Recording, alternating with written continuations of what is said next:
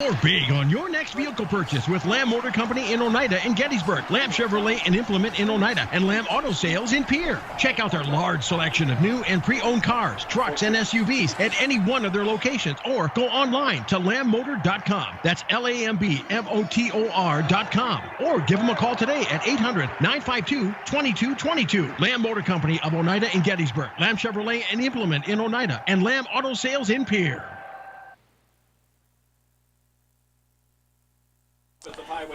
And welcome back. Hi, DT along with you, and along with Lewis Hofer. Well, Lewis getting ready to go while they're out there for the toss. Let's take a look at those starting lineups. First off, offensively for the Lyman Raiders, at one tight end will be Isaac Thomas. Thomas, a 6 foot, 185-pound senior, number 33. The other side, Tance Wagner. Wagner, 6'2", 275-pound junior. Guards, T.J. Moran, a 5'9", 225-pound senior. The other guard will be Gunnar Johnson. Gunnar, a 6 foot, 195-pound junior. Center will be Louis Thierry. Thierry is a 5'10", 220-pound sophomore. Wideout, Sam McClanahan. Sam, a 6 foot, 180-pound senior. In the backfield, it'll be Shiloh Mowry, a 5'8", 160-pound senior. Colton Collins, number 26. Colton, a 6'2", 190-pound senior, and under center will be Tegan Gourneau. Gourneau, a 5'10", 185-pound junior. That's the starting lineup offensively for the Lyman Raiders. And for the Chargers defensively, at one end, one defensive end will be Jesse Shaw. Jesse, a 6'2", 225-pound senior. The other end will be Chase Yellowhawk. Chase, 6 foot, 150-pound junior. Dwight Kinney will be on the defensive line in the tackle position. Dwight, a 6'3", 180-pound senior. Linebackers, Landon Hepker. Landon, 6'2", 185-pound junior. Jordan Shaw. Jordan, a 5'11", 205-pound senior. Thomas Ferris. Ferris, a 180-pound 6'2", junior. And then your defensive backs will be Thomas Arcoran. Arcoran, a 5'7", 145-pound freshman, along with Logan Severson. Severson, a 6'1", 130-pound sophomore. Safety will be Marshall Whitler. Marshall, a 5'8", 130-pound junior. So that's the starting lineups here. And it looks like, let's see, the Raiders have won the toss? Yep, the Raiders won the toss, elected to defer. Sully Buttes will be getting the football here. Okay, so we are getting ready to get they're deferring, so the Chargers will get their first chance at it here, coming up here, as the kicker for the Raiders here is place kicker is Colton Collins, as he gets ready to boot it away here. Pretty nice night. Any kind of wind to speak of? Yeah, not that I can see. The flag's barely moving right now. Yeah, barely stirring here. So it'll be an interesting night getting underway here as the Raiders get ready to kick off to the Chargers football action on Country 95.3 KLXS Pier. DT Meyer along with Lewis Hofer, as they're lined up here deep for the Chargers is Marshall and Ferris here for Sully Buttes. And it will be Collins ready to kick it away as everybody gets in place and lined up, checked, and underway. A line drive squibber as it'll be picked up there. Number 20 by the Chargers, Lucas Arcaran, just covered it at around about the 34-yard line. So 1st and 10 for the Chargers on their own 34-yard line. It'll be interesting to see. Chargers, they had such good offensive working for them last week. On the ground, obviously you're going to see they're going to get tested right away. Yeah, DT. Our ground game has been our go-to, and it's been working for us very well. It's just a matter of somebody else stopping it right now. That's all they have to do. Yeah, as it is Hepker back in the shotgun. Behind him is Shaw. Ferris out split wide along with Whitler, and Severson on the other side. 1st and 10 from their own 34. As calling out plays as takes the snap. He'll run it up the left side, slips a tackle, and falls forward across up to about the 39-yard line. So nice pickup on first down, about a 5-yard pickup. It'll be 2nd down and 5 now for the Chargers as Hepker called his own number and followed it up the left side. Kind of followed his blocking back on that one. Huh? Yeah, just trying to spread everybody out right now. They're in a 3-front. Looked like Hepker was trying to call an audible at the line there. Ended up just taking a QB draw and getting an easy 5 out of it. So good start to the drive here. 2nd and 5, Chargers on their own 39, just underway from the field in Oneida. Football accident, Sully Buttes. 2nd and 5. The Raiders line up, match up defensively. And motion now is Whitler from the left to the right side as takes the snap in the pass in the flat. And and Whitler goes up for a pass, sailed high, good coverage on the play. The number 26, Colton Collins, put Whitler down, put him down with authority. Pass was high, and unfortunately for Marshall, he had to stretch out for that one, and he had his whole body exposed on that. Yeah, DT, that's actually a really good play call there. I love it. It's a really hard route to cover in the flat with Marsh jetting across the formation there and then going to run a quick, easy three-yard out route and just got to make the connection. High backfield now. Runners, receivers wide right and left as Hepker will get under center for the first time here on 3rd and 5. Fakes a handoff, pitch back. They're going to try Ferris to get around on the right side. Turns the corner. He's going to go out of bounds. He'll be short of first down yardage as they're going to get it up to about the 42. They needed to get to the 44. So it'll be 4th down and 2 here for the Chargers now. And it'll be I'm presuming a punting position here for Sully Buttes this early in the contest. Yeah, just unfortunately, I don't know if we were trying to get to the second level. We just couldn't outrace those guys on the outside. Good lateral coverage. Yeah, good really lateral pursuit by the Raiders. By the Raiders for sure. Yep. Yeah. As Chargers are lining up here to go for it, as they have a split back here on 4th down and 2. Everybody keeping in tight. The Raiders are starting to crowd the line. Whitler in motion. Handoff. They're going to give it over to Ferris, trying to way up the right side, and that's going to be going actually to Shaw. That's Jordan Shaw, and it's going to be close. I'm not sure he has, with the mark right there, he might, indeed he will get that first down, and just gets the first down here as Shaw gets it on the left side. 1st and 10 here. Chargers keep this drive going. Ball on their own 44-yard line. Yeah, we really had to work for that first down. Oh, no question. Hopefully get a couple more breakout plays here. Yeah, so we'll see as Whitler is wide to the right and Severson wide to the left here now as Hepker under center, I backfield. 1st and 10. They're at 10:38 in the first quarter, no score here. Chargers first touch offensively as the Raiders crowd that line. And it looks like I faked the handoff there, and that one's going to be a disaster from the get-go. And I'm not sure if somebody went the wrong direction or what, but Hepker just had to eat that. He'll eat the loss back to the 40, so a 4-yard loss. It'll be 2nd down and 14. What'd you see? I'm not really sure what happened. It looked like it looked like a triple option. That's what the play looked like. It was designed just like we missed a handoff or missed a read rather. Should have handed it off, I think, but just got caught up in the swamping of the Lyman Raiders there. Yeah, good pursuit by the Raiders and a good shutdown defensively here. 2nd and 14 for the Chargers now. They're back at their 40. The ball touching the 40-yard line as Severson goes wide to the right. Whitler wide to the left. I backfield. It is Ferris and Shaw behind junior quarterback Landon Hepker. A timeout on the field. Chargers are going to take a timeout on 2nd and 14. We'll take a 60 as well. You're listening to Sully Butte Sports on Country 95.3, PureCountry.com. Back in 60 seconds.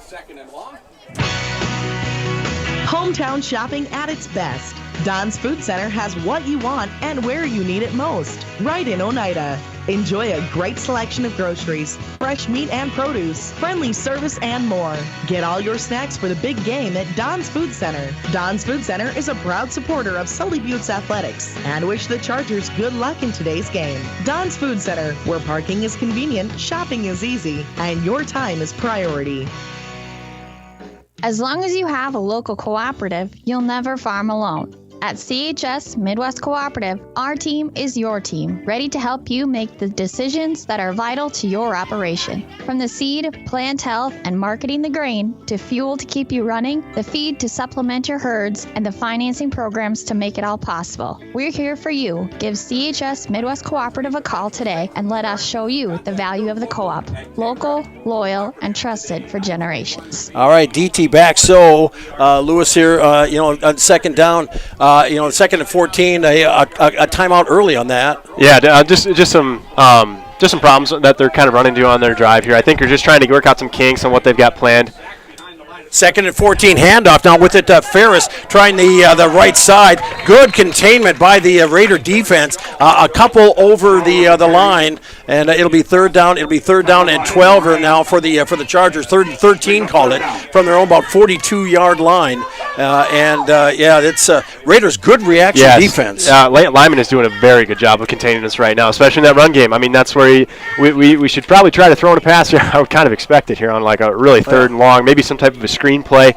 we'll see what Sully Buttes has drawn up here. Yeah, as Whitler comes out wide to the left, it'll be Severson wide to the right. Hepker back in the shotgun. Behind him is Shaw. He'll be in motion out of the backfield as Hepker takes the snap, throws it over the middle of the field, and picked off, intercepted, tipped, and intercepted by McClanahan for the Raiders as he goes down there. The ball sailed on Hepker, and it will be first and 10 for the Raiders. After that interception, they'll take over in Charger territory at the 49-yard line. And that ball, it looked like the intended receiver there was going to be Ferris. Yeah. But ball sailed high. Yeah, really good. I mean, I like the play call and everything, but Lyman's just doing a phenomenal job playing defense right now. They had us locked down.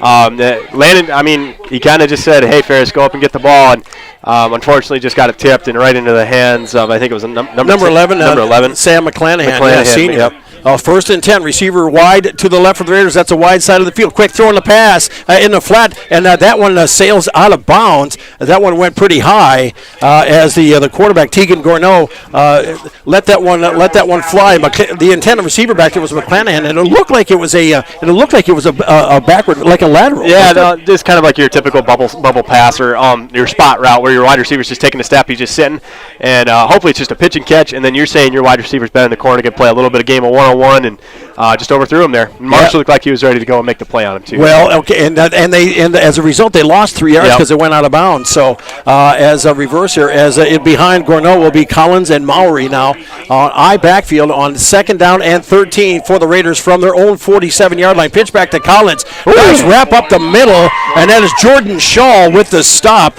Good breakthrough into the backfield, and now they'll take him down right at the line of scrimmage. It'll be third down and 13 now for the Raiders from their own 47-yard line. Man, defenses are out here coming to play, DT. This is a lot of fun to watch here so far, I guess, from a defensive perspective. Yeah, 8:25 to play, first quarter, no score. Raiders first touch offensively after the interception. High backfield, receiver slot right on third down as faking the pitch it is Gorneau trying to get around the corner here, and the Chargers are gonna seal that one back. In fact, he'll lose a couple more yards back to about his 46-yard line.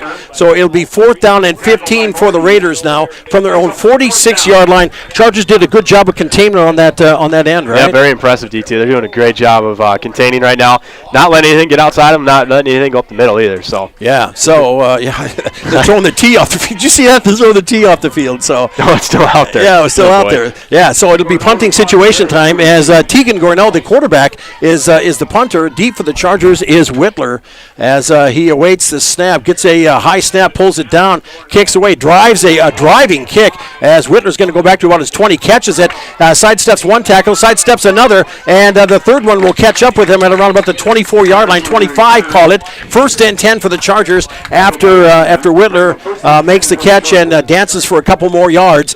First and 10, Sully Buttes on their own 25-yard line. Well, drive number 2, see if we can't put something together here. Yeah, we'll see. Yeah, it's right now. Yeah, the two teams are kind of pushing back and forth at each other. No score. By the way, next week, 1 week from tonight, Chargers back at their home field taking on the Stanley County Buffaloes. They were in action earlier today, right? Yeah, I think they ended up falling to Bonham. I think it was 21-18. 21-18, the final there. So Stanley County's coming in 0-3, and they will be very annoyed with that, I'm sure. Yeah. Receivers wide right and left eye backfield as Hepker will get under center. First and 10, Chargers from their own 25. Whitler in motion from the right side, takes the snap, handoff. Back it's going to go to Ferris, and they're going to try the middle. Good plug up the middle here by the Raiders. No room at the end, no gain. Second and 10 now for the Chargers from their own 25. And, wow, the Raiders just did a fantastic job of plugging up that middle. I don't know, just doing a great job of staying disciplined on both sides of the ball from a defensive point of view. I'm really impressed with how they're playing right now, both teams on defense. I mean, offense, you'd like to see something happen here, but I guess we'll see what happens here. Dalton Moore checks in for the Raiders at nose tackle. Dalton, a junior, a 6'3", 265-pound junior, number 77. He's gonna make sure nobody gets through there. Receivers wide right and left eye backfield on second and 10 for the Chargers. In motion is Whitler from the left side this time. Snap as Hepker will pitch it back. He gets it to Ferris, trying to turn it up the field, and slips forward to about the 31-yard line, so about a 5-yard. Let's see, where are they going to mark it here? Let's give them 5. It'll be third down and 5 now for the Chargers from about their 30-yard line. That's one thing we didn't talk about yet, Lewis. There was rain earlier, and, man, there's been some good rain up there, hasn't we've it? had some really good rain, actually. Been getting very lucky over these past couple of weeks here. I'm just getting spurts of rain. Maybe a little too late for some of the farmers out there, but definitely a good winter wheat planting bed, that's for sure. Yeah, Whitler will come out wide to the right on 3rd down and 5. Chargers from their own 30-yard line. It is Severson wide to the left. There we go. Epker takes the snap, throws it in the middle of the field, and again, stepping in front of it, number 8, Tegan Gornell, the intended receiver there, looked like number 44 for the Chargers, Tyler Marshall, and that is off the mark. And as it'll be 4th down, and it'll be 4th and 5 now for the Chargers from their own 30-yard line. Punting situation as number 8, Gorneau, will go deep to receive for the Lyman Raiders here in this game of back and forth here. 5:54 to go, first quarter, no score. Yeah, DT, I mean, we try passing the ball. It's a good pass concept. Just taking too long to develop. Yeah. Lyman doing a good job of working through our front line and breaking through those blocks. And Landon had a lot of pressure on that and had to get it off real quick. Good snap, a line drive kick as he sails it away, as it's going to go out around about the 30-yard line or so of Lyman, as actually they're going to mark it at the 28, so kept it away from the speedy Gorneau. It'll be 1st and 10 for the Raiders back at their own 28-yard line. And, in a game like this, Lewis, it's the little things that can make the big difference here. Thus far, I mean, it's early on and there's no score here, and the Chargers Chargers and the Raiders have really been slugging it out defensively here, and we've got a timeout on the field. The officials, looks like it's going to be a hydration break. We'll take a 60 as well. You're listening to Sully Butte Sports and Country 95.3, PureCountry.com. Back in 60 seconds. Awahi Grain in Oneida has been doing business with you, the producer, since 1954. They're one of the largest privately owned elevators in central South Dakota. Their friendly and knowledgeable team of employees is there for you. With 220-foot truck scales and 5 dump pits, they're sure to get you back to the farm quickly. They also have a 110-car shuttle loading facility and have 2 grain dryers to help serve you in all your grain handling needs. Call Awahi Grain Corporation in Oneida at 258-2811 or check them out at awahigraincorp.com. Grain is their middle name. As a local business, it is in Oneida Electric's best interest to satisfy their customers. They want to build working relationships with all their clients, becoming the only name they need to trust for electrical, heating, and cooling. They ensure that you're completely happy with the work they provide. Rely on Oneida Electric for service Monday through Friday from 8 a.m. to 6 p.m. They're happy to serve clients in Oneida, South Dakota, and surrounding areas too. Contact them at 258-2555 for a free estimate or to schedule a service call. Go Sully Butte's Chargers! We are getting ready to get underway once again. D.T. Meyer along with Lewis Hofer here. 1st and 10 for the Raiders on their own 28-yard line after the officials' timeout here. I'm assuming a hydration break. Lewis? Yeah, I think that's what it was actually, D.T. Yeah, so 1st and 10. Receiver slot, right eye backfield, and the upback trying the left side, and not a lot of room there. And finally, it's going to get ridden down on the play. That was Gorneau, the quarterback, calling his own number, and there'll be no gain on the carry. Actually, maybe loss of a yard. So it'll be 2nd down and 11 here now for Lyman back at their own 27-yard line. Yeah, DT, I want to go back to what you were talking about earlier with the small things. At a game like this, when everybody's doing a great job of staying disciplined, it's that one screw-up where something big can happen. And I think that's going to be the difference in this game, I think. Yep. As I backfield, Gorneau under center behind him is Collins and Mowry on 2nd down and 11. Handoff, they're going to give it to Collins, trying the left side. He's got some room, and he gets it across the 30 up to around about the 35-yard line. So about a 6-7-yard carry, about a 7-yard carry. It'll be 3rd down, and let's see where they finally put the stick. It'll be 3rd down and 3 for the Raiders, and actually about an 8-yard pickup. So 3rd and 3 for Lyman on their own 36-yard line. Yeah, they're just doing a good job of finding a push there. The line is doing a good job of getting downfield and just kind of working on their blocks, and all Collins really had to do was just kind of follow those guys right up the middle. So 3rd down and 3 for the Raiders now from their own 36. Receiver wide to the left. That is McClanahan, as it'll be back in the shotgun. Is Gorneau going to try the left side, and he'll get enough for 1st down as he goes out of bounds at close to midfield. As they're going to mark it right at the 50. So he went from the 36 to the 50. So about a 14-yard pickup. 1st and 10 for the Raiders now, right at midfield at the 50-yard line. It was Gorneau once again following that left side, Lewis. Yeah, just going right up the side there. I don't know, he's just doing a good job of weaving in and out of things right now. Nothing fancy about it. It's just kind of sidestepping a couple of guys guys, not going all that fast. It's just he's just quick, got quick feet. 4:05 to go, first quarter, no score between Sully Buttes and Lyman. Raiders with the ball. This is the first down here, and they're at midfield here now with 3 receivers wide to the right. That's the wide side of the field. Gourneau back in the shotgun on 1st and 10.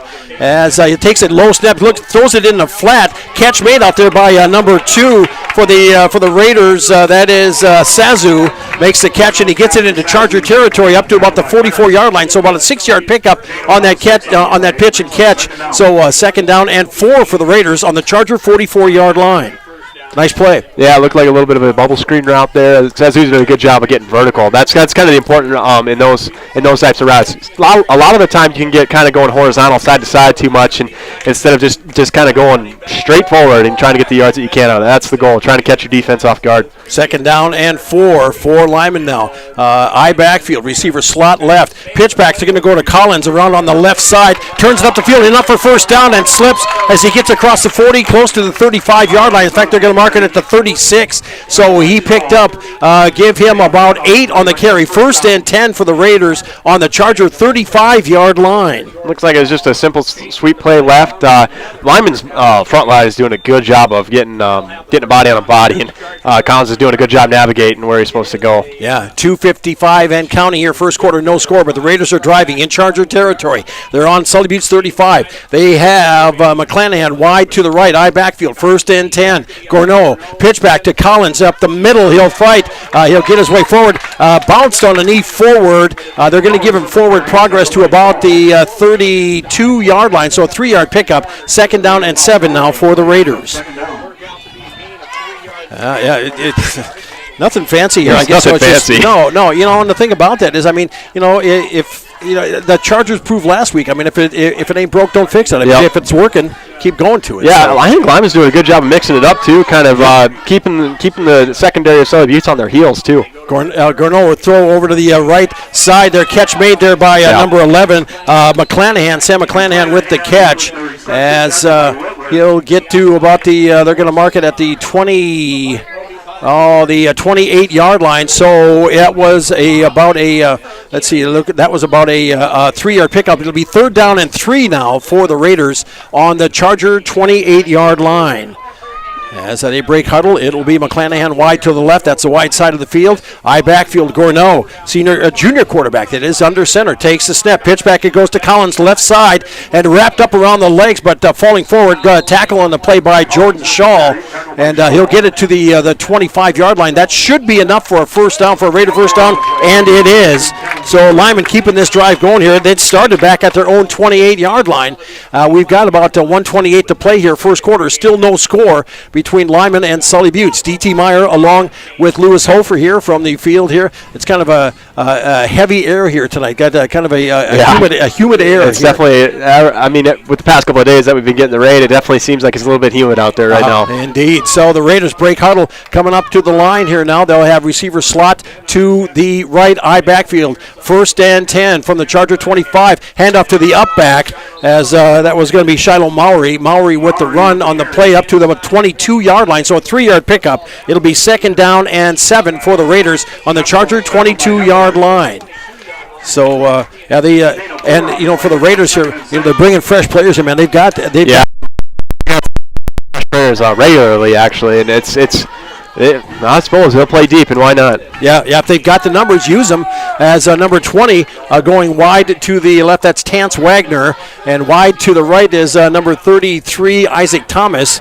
2 receivers wide to the right as is McClanahan in motion, and he gets the step and he fumbles it, but picks it right back up and slips a tackle, and that one will finish it. That one was Jordan Shaw on the finish. Had a couple of tackles there on the far side. Gets up to the 20-yard line, so he'll gain to pick up 1 on the carry. It'll be 3rd down and 5 now for the Raiders. Dangerous play? I guess I don't know if you're trying to do a direct snap on the jet sweep. That's a really tough one to time up. I will say that. But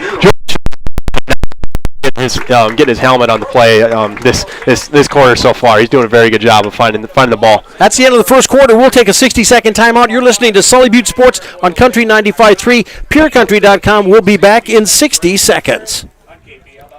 Barber Farm Service Incorporated wishes good luck to the Sully Buttes Chargers. Growers, call Canner Jack for all of your planting and harvesting solutions at 258-2708. That's 258-2708. Barber Farm Service Incorporated, located under the Blue Water Tower, 2 miles south of Oneida. They know that hard work does pay off. Go Sully Buttes Chargers.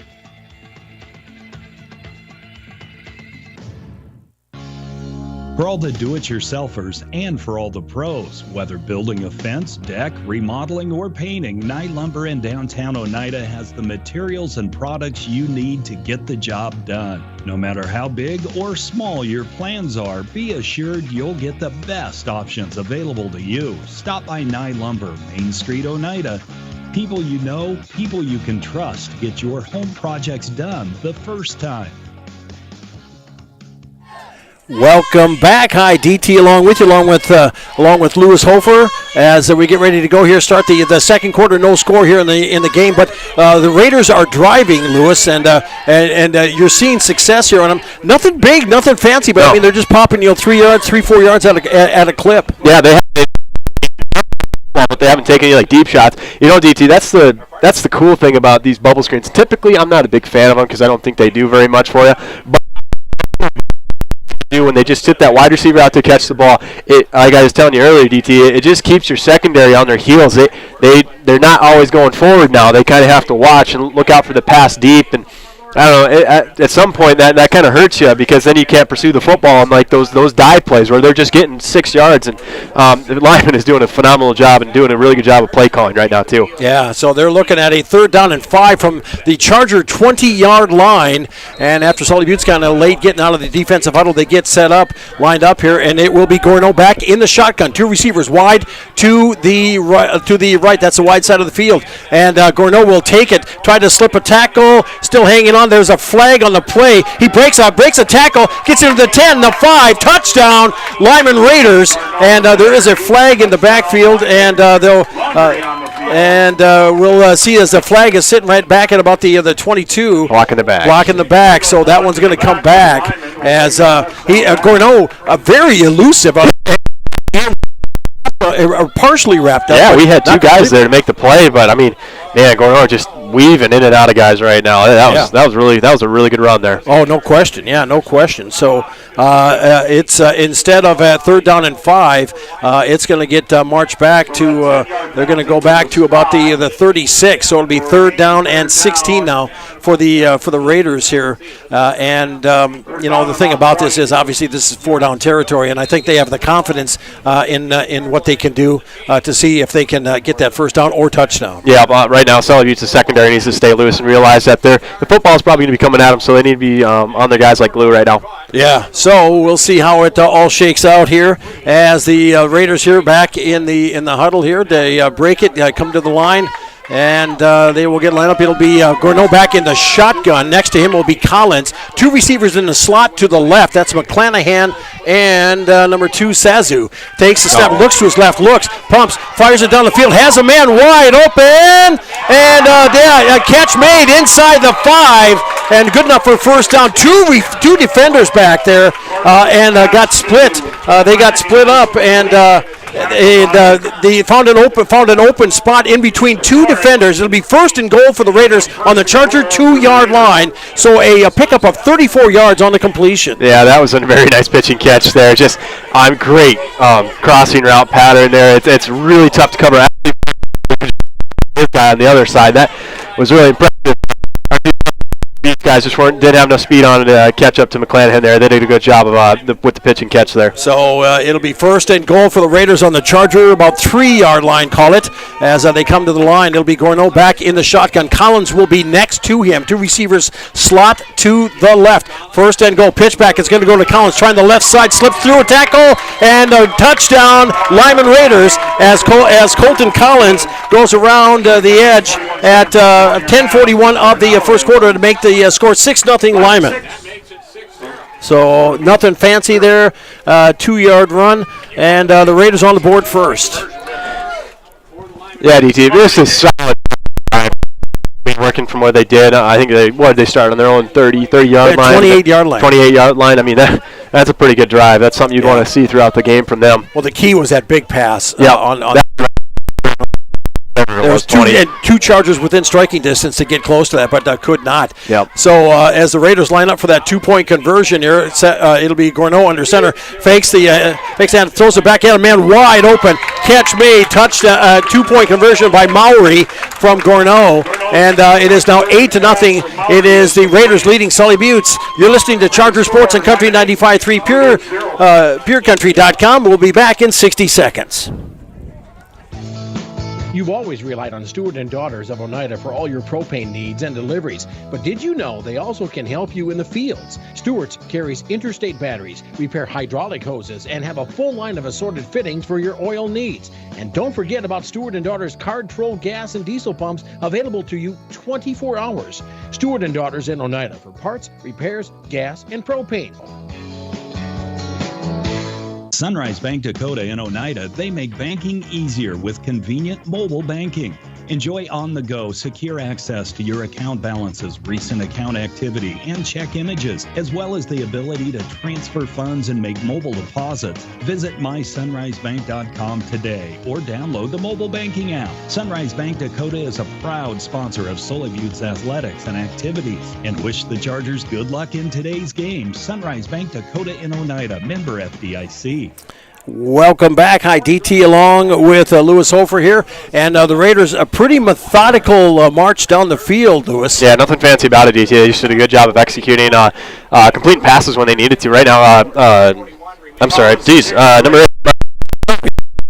He's 4 or 5 right now. Find his guys and his receivers. I think McClanahan's kind of been his go-to guy so far on that 34-yard reception there. That was a big play on 3rd and 20, and they're doing a phenomenal job right now. Collins is the kicker for the Raiders. Deep for the Chargers, it is Ferris and Whitler as it gets a whistle, approaches a line driver and driving that one deep as Ferris will take it around inside his 10-yard line, goes up the middle and cuts through a couple of tackles up to the 30-yard line. So nice run back up to the 31-yard line. 1st and 10 for Sully Buttes from their own 31 as the Raiders stop that play, and the Chargers will have 69 yards to go for to try to get on the board with 10:36 to play in the first half. Pretty fast first half. Yeah, really fast first half, actually. That was kind of surprising how fast that first quarter went. I don't know. Right now, DT, we just want to see Sully Buttes put a solid drive together. Obviously, that's what you want to see every drive. But just kind of, they're not doing anything horrible right now. It's just being able to capitalize and kind of put the small things together right now. Yeah, as it is Hepker in the shotgun. Handoff, it's going to get to the up back. They're going to try Shaw with that, and the Raiders plug that one up for no gain. Well, they'll give him no gain on the carry. It'll be 2nd down and 10 for the Chargers from the 31-yard line. Trying Jordan Shaw in the middle here, and Lyman pretty good at plugging up that middle. Yeah, DT. In a way, he'd kind of catch us off guard. I'd like to see some type of a screenplay right now. I mean, Lyman's front line is doing a really good job of getting a lot of pressure on. Well, to counter that on the offensive side is kind of work that against them. Hopefully that front line gets through, and you're already pushing your offensive lineman already through, and then that's your typical screenplay. It'd be nice to see one of those here in a little bit. 2 receivers wide right, 1 wide left. Hepker, quick pass, throws in the flat catch made out there as Marshall Whitler with the catch at the 36, so about a 5-yard pickup, placing it now 3rd down and 5 for the Chargers from their own 36-yard line. His first completion on the night? Yep, first completion on the night. 1 of 3 right, or 1 of 4 right now, but that's what you need, the small stuff. Just an easy little slant route, pitch and catch. It's kind of one of those routes that can kind of get you in a rhythm as a quarterback. As McManus checks in, and coming out is Dalton Moore for the Raiders. 3rd down and 5 for the Chargers. Hepker in the shotgun, takes the snap, looks past it in the middle. Oh, PI. That's a PI. Oh, man. On the play, and still going, is Gourneau in for the touchdown, and it was Ferris was the intended receiver, and then there's a flag late on the play. And there was no flag in the back here because, Ferris took a shot. And I think that's probably going to go against Sully Buttes here. Let's see if they said something that probably shouldn't have been said. We'll see. As Ferris was going across the middle, and he took a shot. Yeah, I don't know, DT. I think it should have been a PI. Pretty easy call there, but So they're gonna talk to the Raiders coach, and I don't know if they're going over to talk to the Chargers coach or not, but that flag is still on the field, and they're going to touchdown is good, and it'll be 4th down, unsportsmanlike on the Chargers. So, unsportsmanlike conduct here. So the Raiders break it in. That was a Gourneau interception and took it, took it about 45 yards in for the score. And the Raiders on the board now, leading now 14-0. Yeah, it's kind of a tough one, DT. I don't want to see that, but it's a tough play. But Sully's got to keep the cool, and this is where you really got to kind of come together and say, hey, guys, let's just calm down a little bit. I mean, we're going to get the ball back. Let's go down the field and score. Yeah.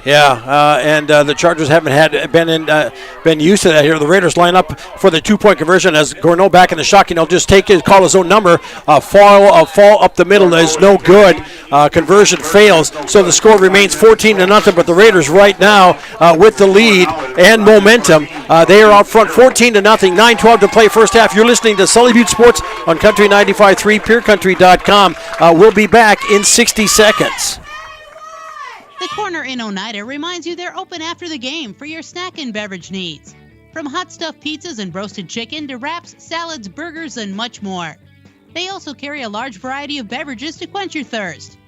The Corner in Oneida has it all, and you'll find plenty of specials throughout the store. Remember, the Corner is open for your convenience after the game. Call ahead for orders. Bus is always welcome. The Corner in Oneida, 258-2400. 258-2400.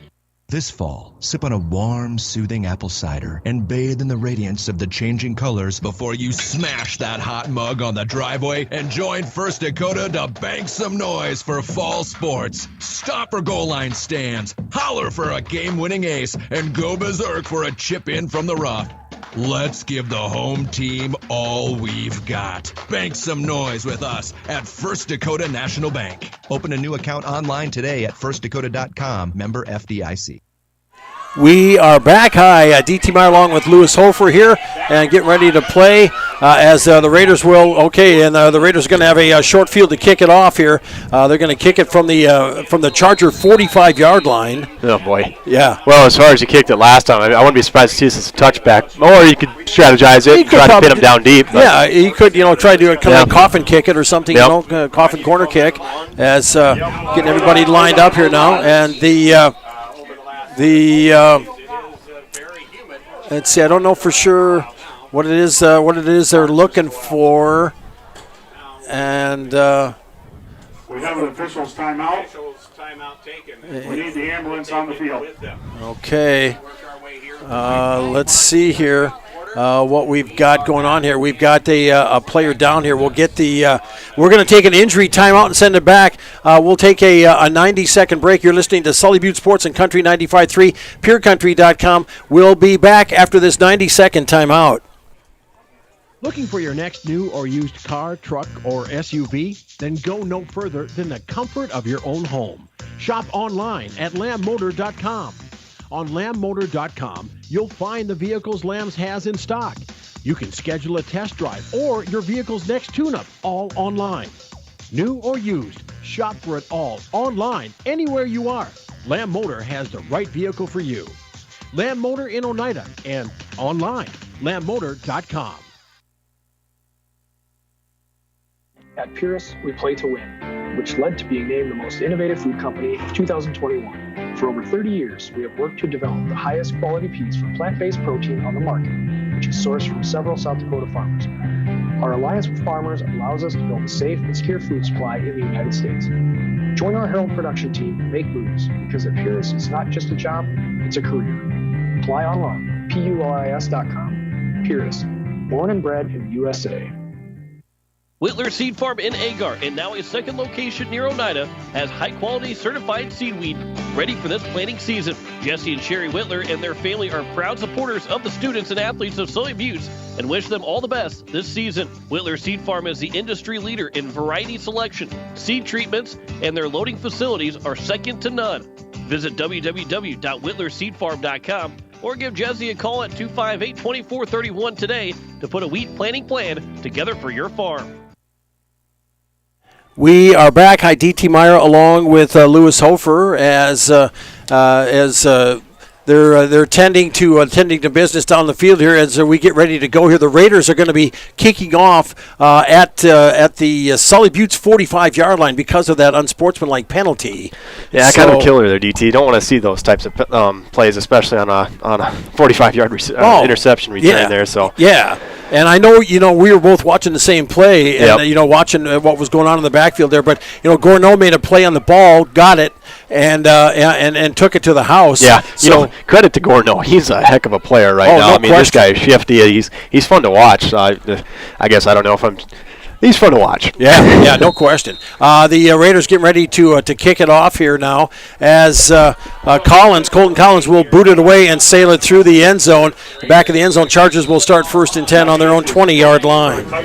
So I guess they weren't trying to strategize it, DT. No, they were just gonna drill that ball, and it did. It went out of the back. It landed almost on the track back there. So 1st and 10 for the Chargers. It'll be on their right at their 20-yard line. So back under. If we have a chance, maybe checking any other scores, anything going on. I can pull those up here and get back to you on that one. Okay. As the Chargers now 1st and 10, there is 9:12 to play in the first half. It is 14-0. Lyman leading Sully Buttes. 2 receivers wide to the right. That is Ferris and Severson. Wide to the left is Whitler as in motion as Hepker will take off up the middle, trying to spread everybody out, and you'll get some positive yardage up the middle, and it'll be about a 4-yard pickup. It'll be 2nd down and 6 now for the Chargers as they tried spreading everybody out here once again just to try to find some.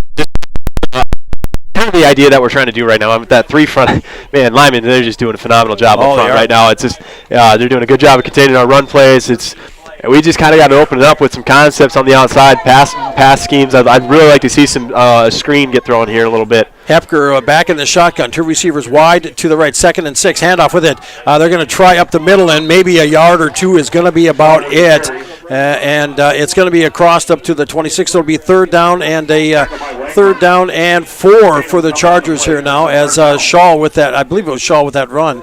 And so it'll be 3rd down and 3. We'll call it. Trying to run with the spread right now. I don't think we've really seen much of it. I guess the only times that I've seen it, I think we tried running option a couple of times, but not trying to run any power formations right now. Lyman's just doing a good job. Even with us trying to spread them out right now. And then man-to-man coverage on the outside, too, with their safety walked up and Gorneau. 2 receivers wide to the right. Handoff on 3rd down. Shaw with the 1st down. Nice run by Shaw as he's got 1st down and more as he gets it up to the 40, across the 40-yard line to the 41. So a 15-yard pickup, 1st and 10 for the Chargers as it was Jordan Shaw with the run around the left side to pick up the Chargers, I believe, first down of the night. Yeah, I was going to say, I think they had one other one right now.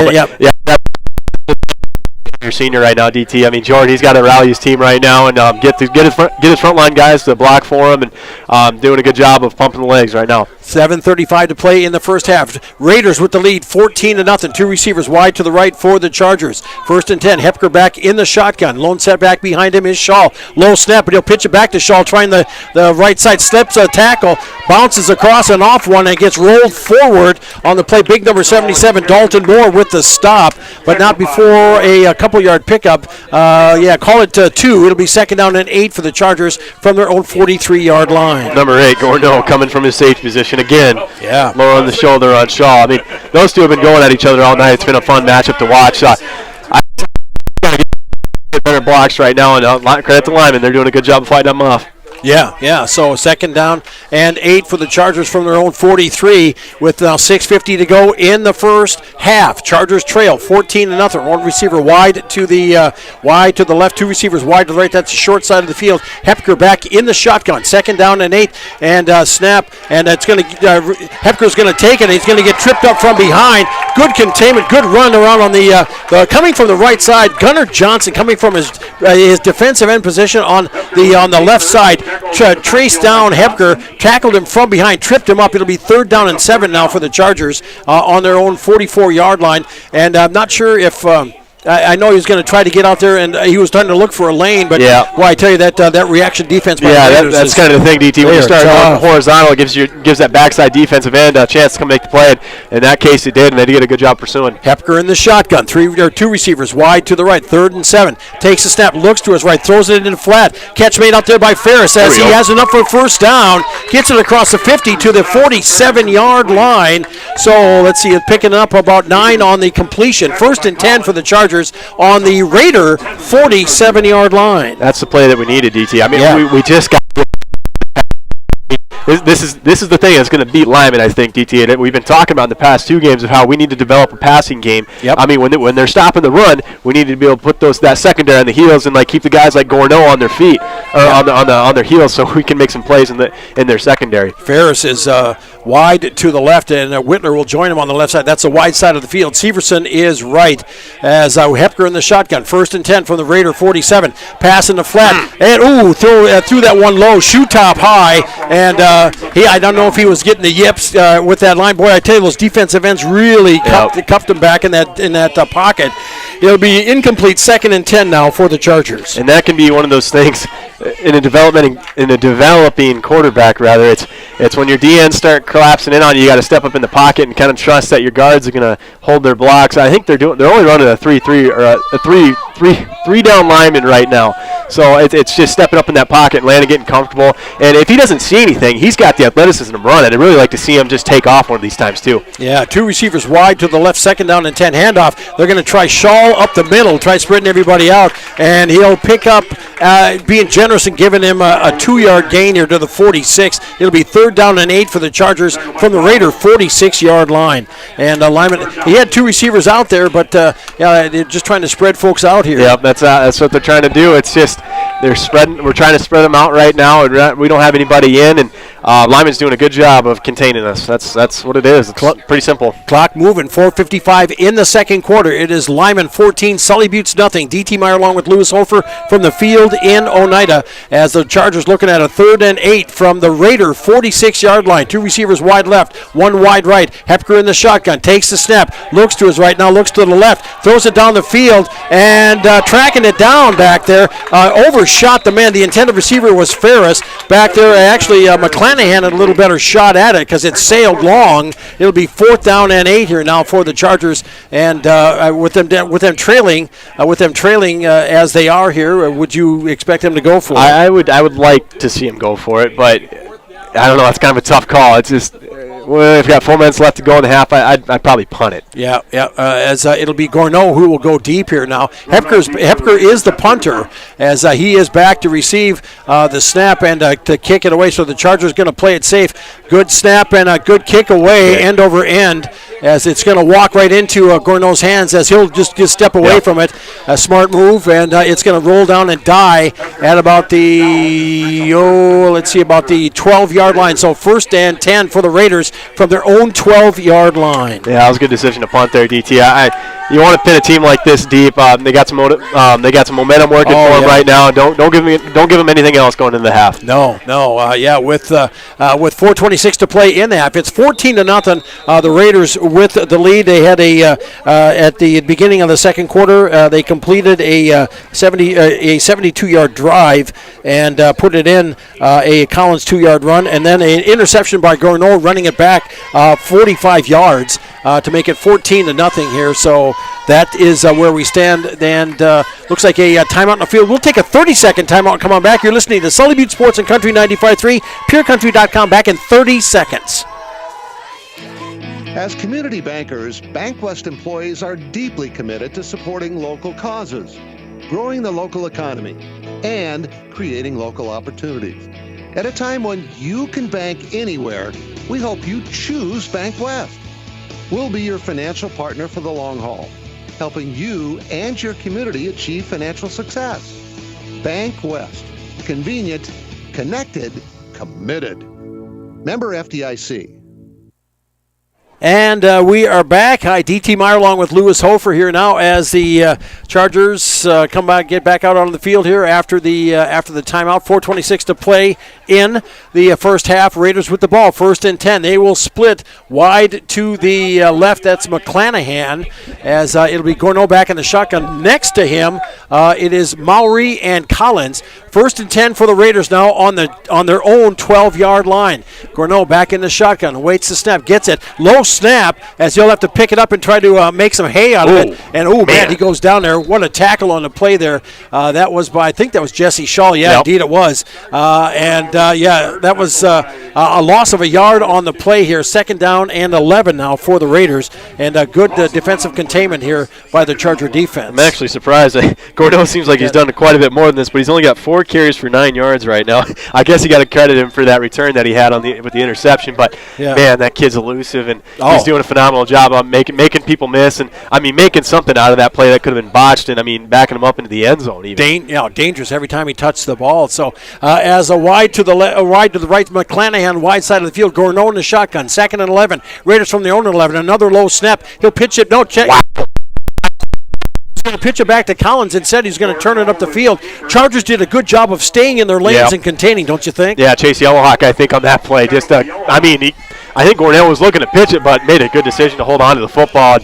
Chase Yellowhawk doing a good job of making the tackle there. Yeah, so it'll be 3rd down and 12 for the Raiders now as the ball's back on the 10-yard line. 3:15 to go here in the 2nd quarter. Lyman 14, Sully Buttes nothing. DT Meyer along with Lewis Hofer here. We'll check stats at halftime for you. Also get some score updates. Got a Sully Buttes Student Council report. We'll take a look at what we got next week. Man, we got a lot of stuff going on here. Big Labor Day weekend coming up here. Are we looking at a timeout here? Yep. Okay, yeah, the Raiders are going to take a timeout. We'll take a 60 and be back. You're listening to Sully Butte Sports and Country 95.3, PureCountry.com. Teamwork is important to Barber Chemical in Oneida. With a full-time agronomist, sprayers, and licensed applicators, they have the team to get the job done. Their fully stocked warehouse will always have the latest products and technology available. Service, quality, and efficiency. That's the game plan at Barber Chemical. See Barber Chemical for all your soil and tissue sampling needs. Good luck, Chargers, from your teammates at Barber Chemical in Oneida. Before or after the game, get together with friends at the Blue Goose in Oneida. The Blue Goose has a relaxing atmosphere, and it's a great place to talk about the game. Not only that, but you can see info and pictures of past teams and players. It's history with the focus on the future. Be sure to kick back with friends and coworkers at the one spot that has it all. The Blue Goose in downtown Oneida. Proud to be a supporter of Sully Butte Sports.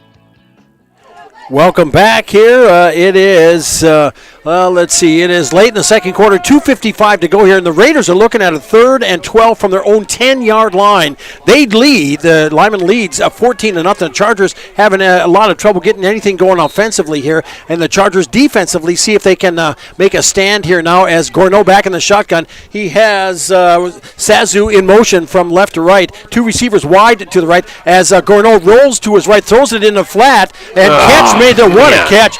Catch made there by number 11. That's McClanahan with the catch all the way up to the 27-yard line. So a 17-yard pickup. 1st and 10 now for the Raiders here. And he just kind of bought some time, went over to the right side here. And it was looked like McClanahan found an open spot in the secondary. Yeah, the DT, that's just not the one that you want to see. The deep out route, McClanahan and Gorneau, they're just doing a phenomenal job of pitching and catching tonight. The kid's an athlete. Jesse Shaw did a great job on the outside of trying to get to him on the 2 guys. We just got to have that middle linebacker commit up. I don't know who was on that one, but it'd be nice to see some linebacker pressure from that spot too. Gorneau keeping back in the shotgun now. 1st and 10 for the Raiders from their own 27-yard line. Rolling that snap back as Gorneau will turn it up the field, and he'll go down across the 30 to about the 34-yard line. So nice pickup on 1st down to the 34. They'll finally mark it, and they're going to give him about 7 on the carry. Give him 8 on the carry. 2nd down and 2, and that was Gorneau. And they're having trouble with the snaps going back to the Raiders. They're staying low, and it's not getting fixed. Gorneau's just been having to make something out of it. And man, has he been doing that. Well, he's been making chicken salad, I'll tell you. Yep. He's a tough player. Where are we at here? Let me get that framed up here now. It'll be second down and a long 2 for the Raiders here now as Gourneau back in the shotgun. Receiver wide to the left. And this time, good snap as Gourneau trying to get around the right side. And it is Jesse Shaw with the stop. And also it was Hepker in on the assist. It'll be no gain on the carry. It'll be third down and 3 for the Raiders from their own 34-yard line. Tried going quarterback dive there that time, but Sully did a good job of plugging the hole and making a play. With 1:25 to play in the half, Raiders with the lead, 14-0. D.T. Meyer along with Lewis Hofer here at the field in Oneida. Beautiful night here, and so far the rain, knock wood, has been holding off. Yeah, it's been a gorgeous night for football. Oh, yeah, it really has, yeah. So it will be McClanahan wide to the right as Gourneau back in the shotgun. Receiver, he's got his backs flanking him left and right. 3rd and 3 as Gourneau will pitch it back to Collins, trying the right side, breaks it into the open for first down across the 40. Down to the 44-yard line, so about from the 44, so a 10-yard pickup. 1st and 10 for the Raiders now is on their own 44-yard line. Yeah, we had it covered, DT. Jesse Shaw was almost there to make the play. It's just he didn't really make a play on the quarterback and didn't make a play on the running back, and he was there to make the play. It just didn't happen. Raiders are hustling here. They're under a minute to go, 45 seconds to be exact. 1st and 10 from their 44.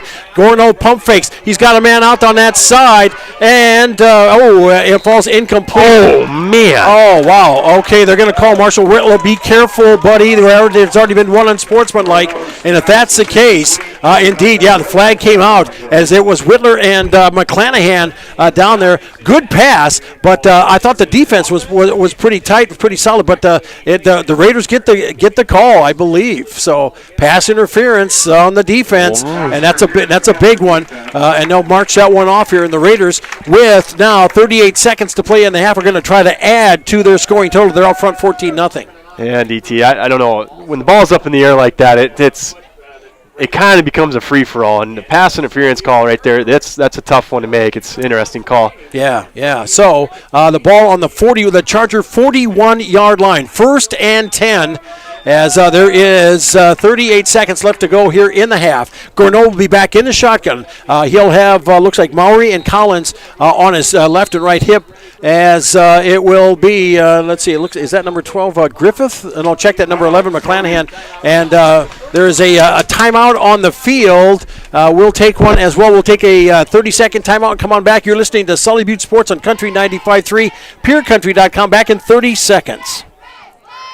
As long as you have a local cooperative, you'll never farm alone. At CHS Midwest Cooperative, our team is your team, ready to help you make the decisions that are vital to your operation. From the seed, plant health, and marketing the grain, to fuel to keep you running, the feed to supplement your herds, and the financing programs to make it all possible. We're here for you. Give CHS Midwest Cooperative a call today and let us show you the value of the co-op. Local, loyal, and trusted for generations. Welcome back. Hi, DT along with Lewis Hofer. 1 week from tonight, Chargers will be back at home as they're going to be taking on the Stanley County Buffaloes, another tough 9AA team.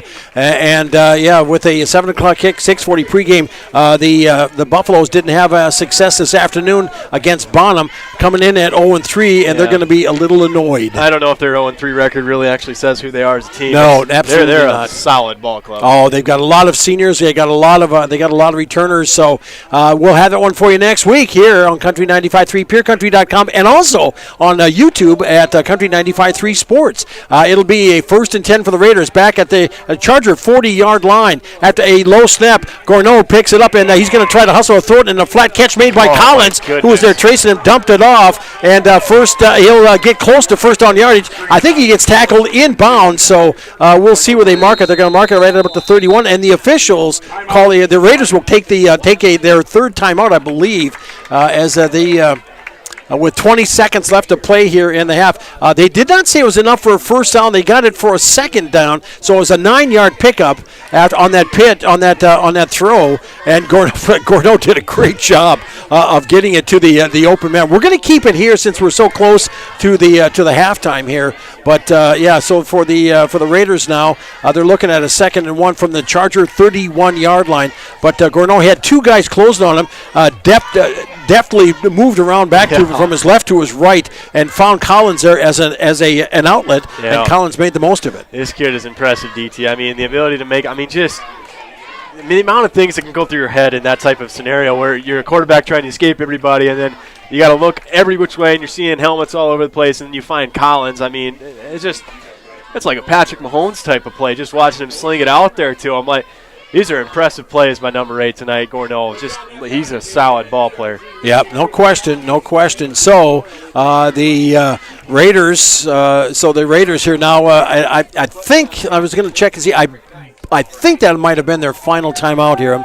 No, they got one left? Okay, one left to go. Okay, so that was their second. So they still have time. They've got 20 seconds. They're on the Charger 31-yard line. 2nd and 1 now as Gourneau will be back in the shotgun. Collins next to him. As we get back underway, it'll be McClanahan wide to the left. Low snap once again, takes it, fields it, looks over to the left side, has him in wide.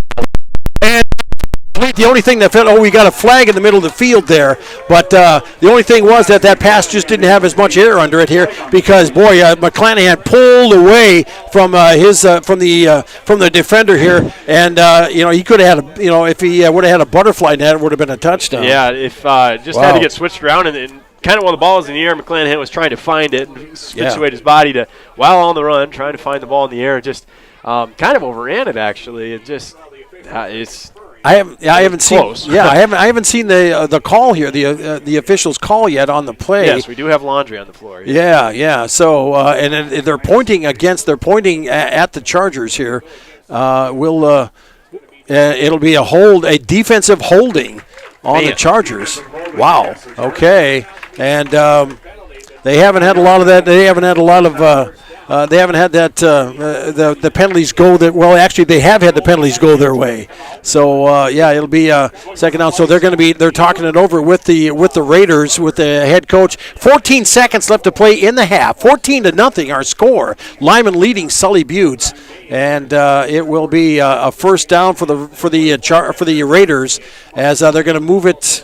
Let's see. It's a 15-yard penalty, too. Oh, it's a 15. Okay, so they're marching it off, and it's going to be inside the 20. Or no, it should be a 10-yard penalty. 10-yard penalty, yep. So it should be down to the 20 or 21-yard line. So 1st and 10 for the Raiders on the Charger 22 call it with 14 seconds left to play here, and McClanahan wide to the right. He's got Whitler on top of him. Receiver wide to the left. I believe that would be Mowry out there. We'll check that. No, Sazu, I'm sorry, as he's on the right side. As Gourneau back in the shotgun. 1st and 10 from the Charger 22. Takes a step, looks to his right, now to his left, steps in, throws a high arcer, has a man, and got position, falls incomplete. Is there a flag? Again. Is there a flag? No flag on the play. There's a flag in the backfield right now. Yeah, so it falls incomplete. Oh, there is one in the there is one in the backfield. Okay, so we'll see what that entails here now as they moved it up to about the 25. So we'll have a hold here on the Raiders with now 7 seconds left to play here in the half. The Raiders get the kick in the second half. Yeah, I'm sure they love nothing more to get a score here right now, DT. Oh my goodness, yeah, to make it 20 or 22-0 here, but they lead 14-0 right now. And the Chargers here, defensively, they've been showing some muster, but the Raiders have been finding little cracks here and there. Offensively, the Chargers just, I guess we'll take a look at the stats and see what they've got going on there with that. Yep. Yeah, so that we'll check that at halftime during the Blue Goose halftime report. So it'll be a first down and about 22 for the Raiders as the ball's back to the 37-yard line. 3, 2, 1 as the official. Now the clock started moving, and the clock moved, and let's see. Did the officials wind that clock? The officials started it, so. It is halftime, so there you have it. The Raiders ran out of time, and the score remains 14-0 at the half, with the Raiders getting the kickoff, as Coach Kiefer would like an explanation on that. And we're going to take a 3-minute timeout and come on back. You're listening to Sully Butte Sports on Country 95.3, PureCountry.com. It is halftime. We'll be back with stat scores and more for you coming up in 3 minutes. Terry and Peggy Barber and family with Brett's Spray Service in Pierre, Oneida would like to wish the Sully Butte Chargers good luck with tonight's game and all season long. Call Brett's Spray Service today at 258-2743 for all your aerial application and retail chemical sales needs. The Barbers would like to remind you what Henry Ford once said, that when everything seems to be going against you, remember that the airplane takes off against the wind, not with it. At Ringneck Energy, our mission is to produce renewable energy that adds value to grain and livestock production, enhances the income of our investor partners, and provide a safe, rewarding work environment. Ringneck Energy, located at 901 Redwood Avenue in Oneida. Call 605-258-2900 and check our website, www.ringneckenergy.com. Ringneck Energy in Oneida, creating economic opportunities in our community. Koenig of Oneida, Pierre, and Winter has provided our services to growers of South Dakota for over 50 years. We focus on providing our customers with the products, services, and attention to detail that each farmer needs to succeed.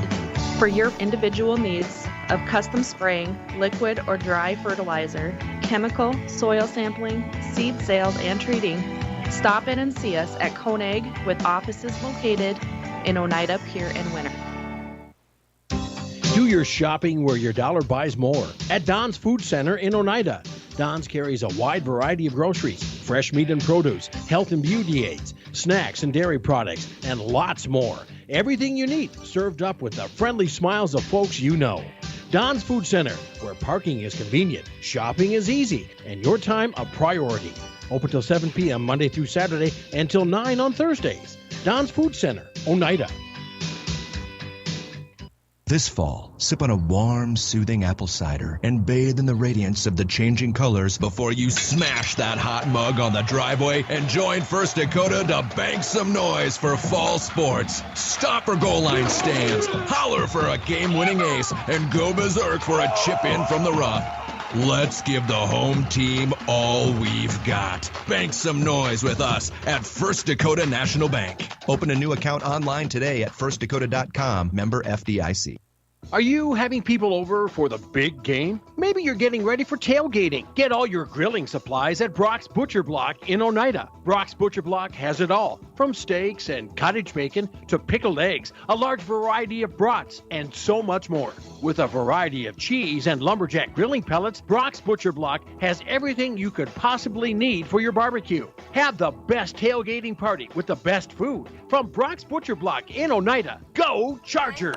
As we are back, hi DT along with you. Let's take a look at what we've got going on here for the thus far here for the halftime. It is the Blue Goose halftime report on Country 95.3 and PeerCountry.com. DT Meyer along with Lewis Hofer. It is 8:06 at KCCR Pierre, a Riverfront broadcasting station. KLXS Pierre. DT along with you here, taking a look at scoring here. First half, no score as the teams exchanged possessions a couple of times. Raiders had the ball late in the first, and then into the second, it was a 72-yard drive as the Raiders.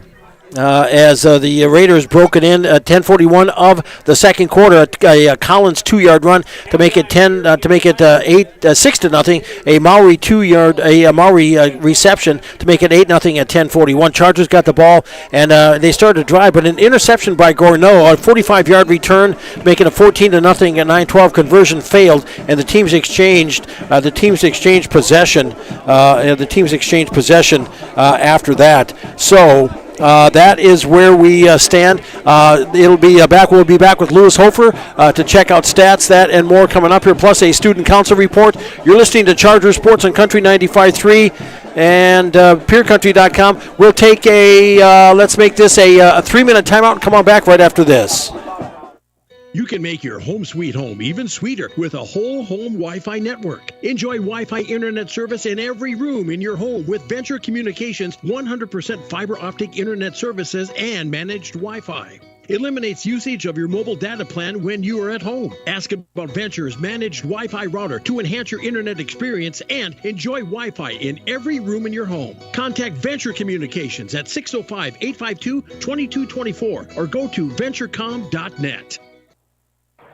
Score big on your next vehicle purchase with Lamb Motor Company in Oneida and Gettysburg, Lamb Chevrolet and Implement in Oneida, and Lamb Auto Sales in Pierre. Check out their large selection of new and pre-owned cars, trucks, and SUVs at any one of their locations, or go online to lambmotor.com. That's LAMBMOTOR.com. Or give them a call today at 800-952-2222. Lamb Motor Company of Oneida and Gettysburg, Lamb Chevrolet and Implement in Oneida, and Lamb Auto Sales in Pierre. Hometown shopping at its best. Don's Food Center has what you want and where you need it most, right in Oneida. Enjoy a great selection of groceries, fresh meat and produce, friendly service, and more. Get all your snacks for the big game at Don's Food Center. Don's Food Center is a proud supporter of Sully Buttes Athletics and wish the Chargers good luck in today's game. Don's Food Center, where parking is convenient, shopping is easy, and your time is priority. As long as you have a local cooperative, you'll never farm alone. At CHS Midwest Cooperative, our team is your team, ready to help you make the decisions that are vital to your operation. From the seed, plant health, and marketing the grain, to fuel to keep you running, the feed to supplement your herds, and the financing programs to make it all possible. We're here for you. Give CHS Midwest Cooperative a call today and let us show you the value of the co-op. Local, loyal, and trusted for generations. Oahe Grain in Oneida has been doing business with you, the producer, since 1954. They're one of the largest privately owned elevators in central South Dakota. Their friendly and knowledgeable team of employees is there for you. With 220-foot truck scales and 5 dump pits, they're sure to get you back to the farm quickly. They also have a 110-car shuttle loading facility and have 2 grain dryers to help serve you in all your grain handling needs. Call Oahe Grain Corporation in Oneida at 258-2811 or check them out at oahegraincorp.com. Grain is their middle name.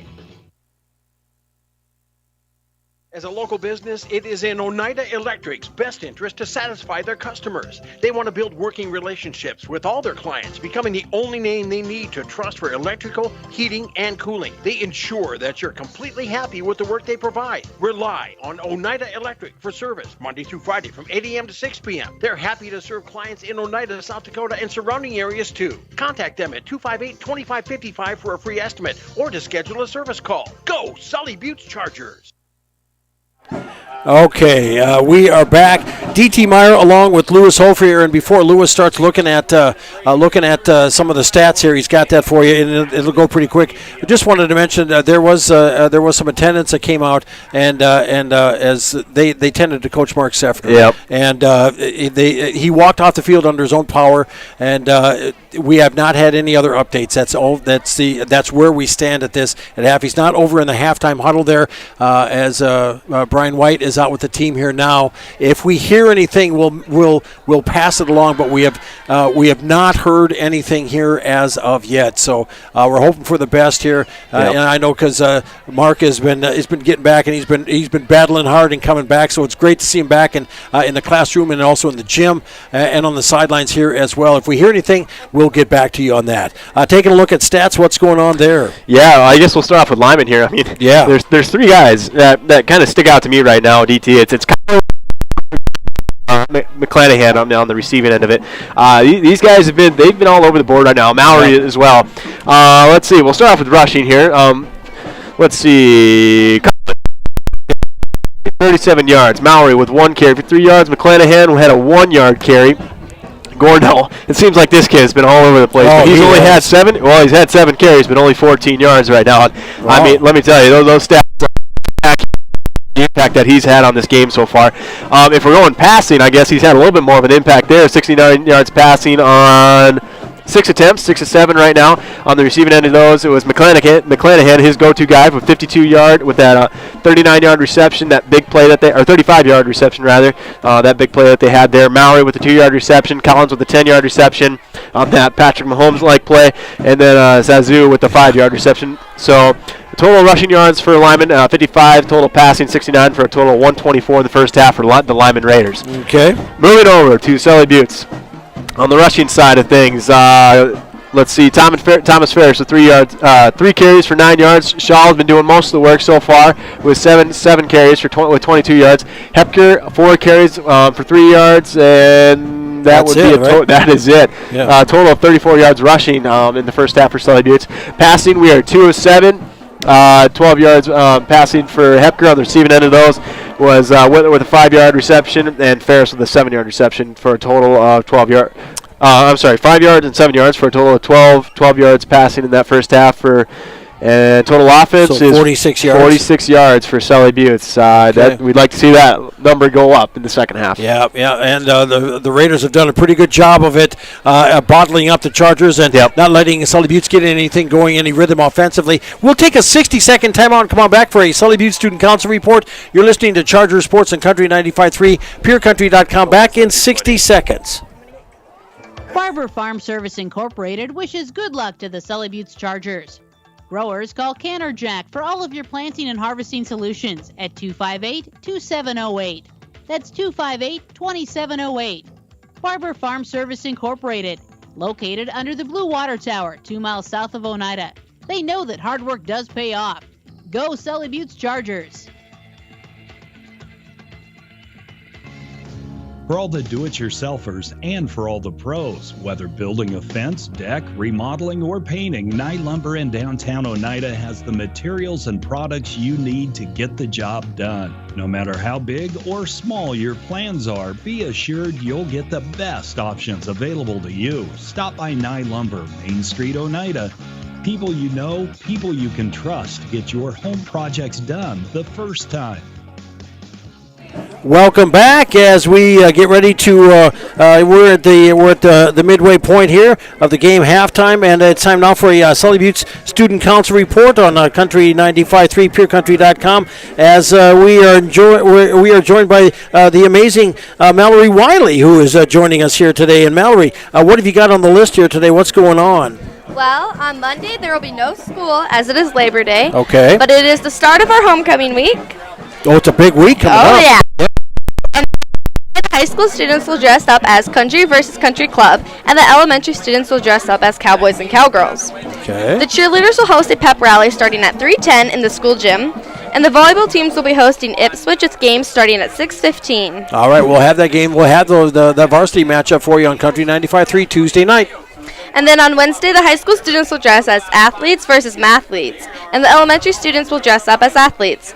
The freshman girls will dress up as dads, and the boys as moms. Oh, my. Okay. At 1, the cross-country team will be running at Hoven, and students will be dismissed at 2:45 for teacher in-service. Yep, the usual early dismissal. And, the cross-country team's getting there. I think that might be their first opportunity this season. I believe so. Yeah, what else? And then on Thursday, the high school student classes will dress up in their assigned class decade outfits, and the elementary students will dress up in pajamas.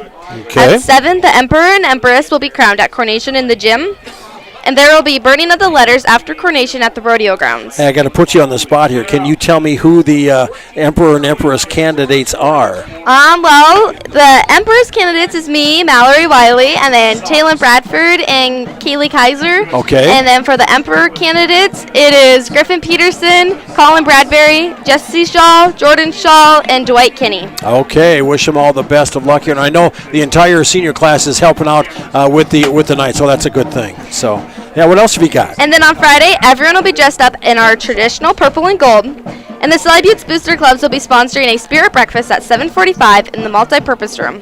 Okay. At 1, the staff, 7th through 12th grade students will be participating in the Olympian Games in the gym. Wow, that's, 52nd annual, I think. Yeah, wow. Okay. Anyone wanting to participate in the parade should line up in front of the school at 2:15. The parade will leave the school and head towards Main Street at 2:30. And at 7 o'clock, the Charger football team will be taking on the Stanley County Buffaloes. Okay, yeah, big one next week. You're right back at it. Does that wrap it? Well, the student council would like to encourage the merchants to join in the staff and to decorate their windows. This year's theme is the great outdoors. Hey, they've always been great about doing that downtown, catching up with the school spirit. So yeah, if they can do that, it'd be great because you guys go down and judge on Thursday, don't you? We sure do. All right, there you go. I guess I'll let you do the wrap. This report has been brought to you by the Sully Buttes Student Council, D.T. Meyer, KCCR 1240, Capital City Rocks 104.5, and Country 95.3. And our Student Council report's also a service and part of Barber Chemical LLC and Brett Spray Service. So thank you very much. I appreciate that, Mallory. Always nice to have you up here.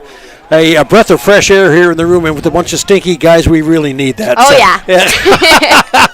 All right, well, appreciate that. We'll take a timeout and come on back. You're listening to Charger Sports and Country 95.3, PureCountry.com. Back right after this 30-second timeout.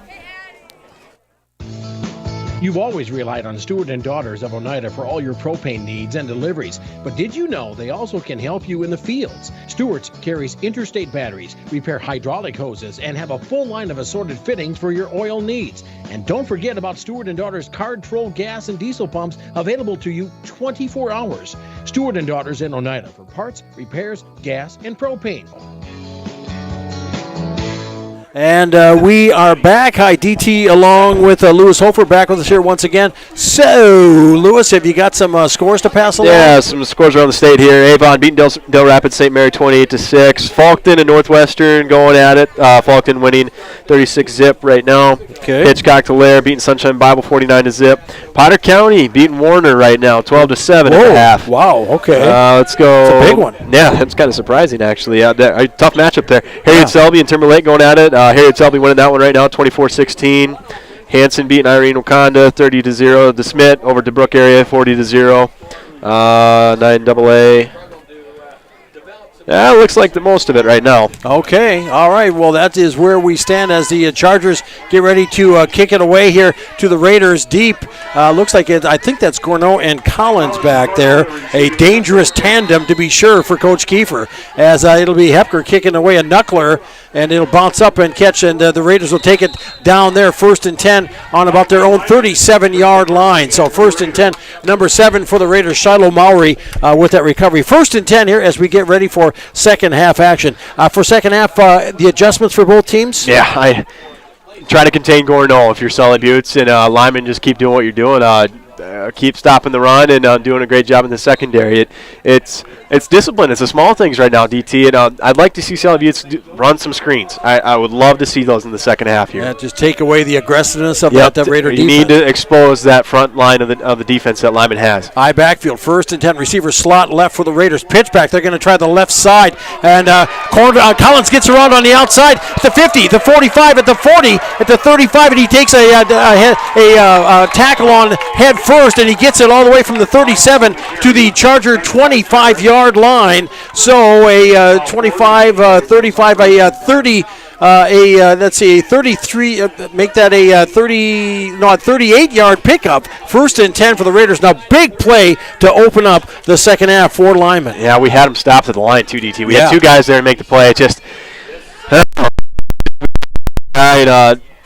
Collins is a good running back. I mean, give him credit. He's doing a good job avoiding. I mean, Gorneau and Collins, they're two athletic studs. That's for sure. Oh, there's no question. Dangerous. And one thing with the field conditions, they have not played a factor in this game. No, not really, not at all. No. And it is McClanahan wide to the right. That's the wide side of the field. Gorneau in the shotgun. 1st and 10 from the Sully Buttes 25-yard line. Gorneau, pitch it back to Collins. Going to try the right side this time, and he'll stumble through a couple of tackles, still falling forward across the 20 as he'll get it inside the 20 to about maybe like the 17, 18-yard line. So about a solid 7-yard pickup on the carry. Make it 8. So it'll be 2nd down and 2 now for the Raiders as Lyman here kind of exerting their will on Sully Buttes. I mean, Jesse Shaw is there to make the play on the quarterback. Gorneau pitches it.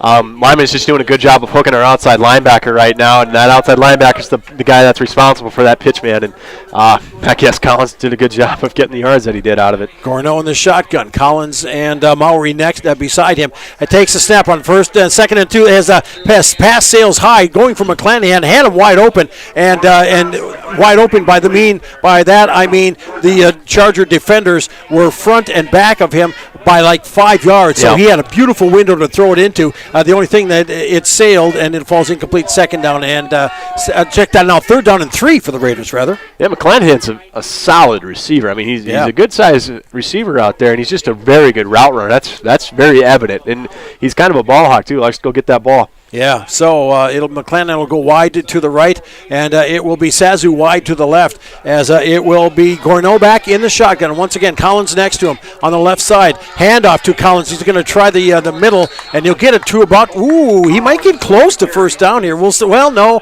it'll be a short gain on the play. Actually, they're going to mark it right back at about the 18-yard line. So it'll be fourth down and 2 for the Raiders from the Chargers 17-yard line. Big stop, DT. We really need this one. Really need this one. Absolutely. With 10:08 to play, third quarter, it is Lyman 14, Sully Buttes nothing. DT Meyer along with Lewis Hofer from the field in Oneida here. Good turnout here tonight, and looks like there's some trim lights on a vehicle here at the 50-yard line. Could you shut those off, please? Appreciate that. And the Raiders are going to take a timeout. We will as well. You're listening to Sully Buttes Sports and Country 95.3, PureCountry.com. We'll be back in 60 seconds. Sunrise Bank Dakota in Oneida, they make banking easier with convenient mobile banking. Enjoy on-the-go, secure access to your account balances, recent account activity, and check images, as well as the ability to transfer funds and make mobile deposits. Visit mysunrisebank.com today or download the mobile banking app. Sunrise Bank Dakota is a proud sponsor of Sully Buttes athletics and activities, and wish the Chargers good luck in today's game. Sunrise Bank Dakota in Oneida, member FDIC. The Corner in Oneida reminds you they're open after the game for your snack and beverage needs. From hot stuffed pizzas and roasted chicken to wraps, salads, burgers, and much more. They also carry a large variety of beverages to quench your thirst.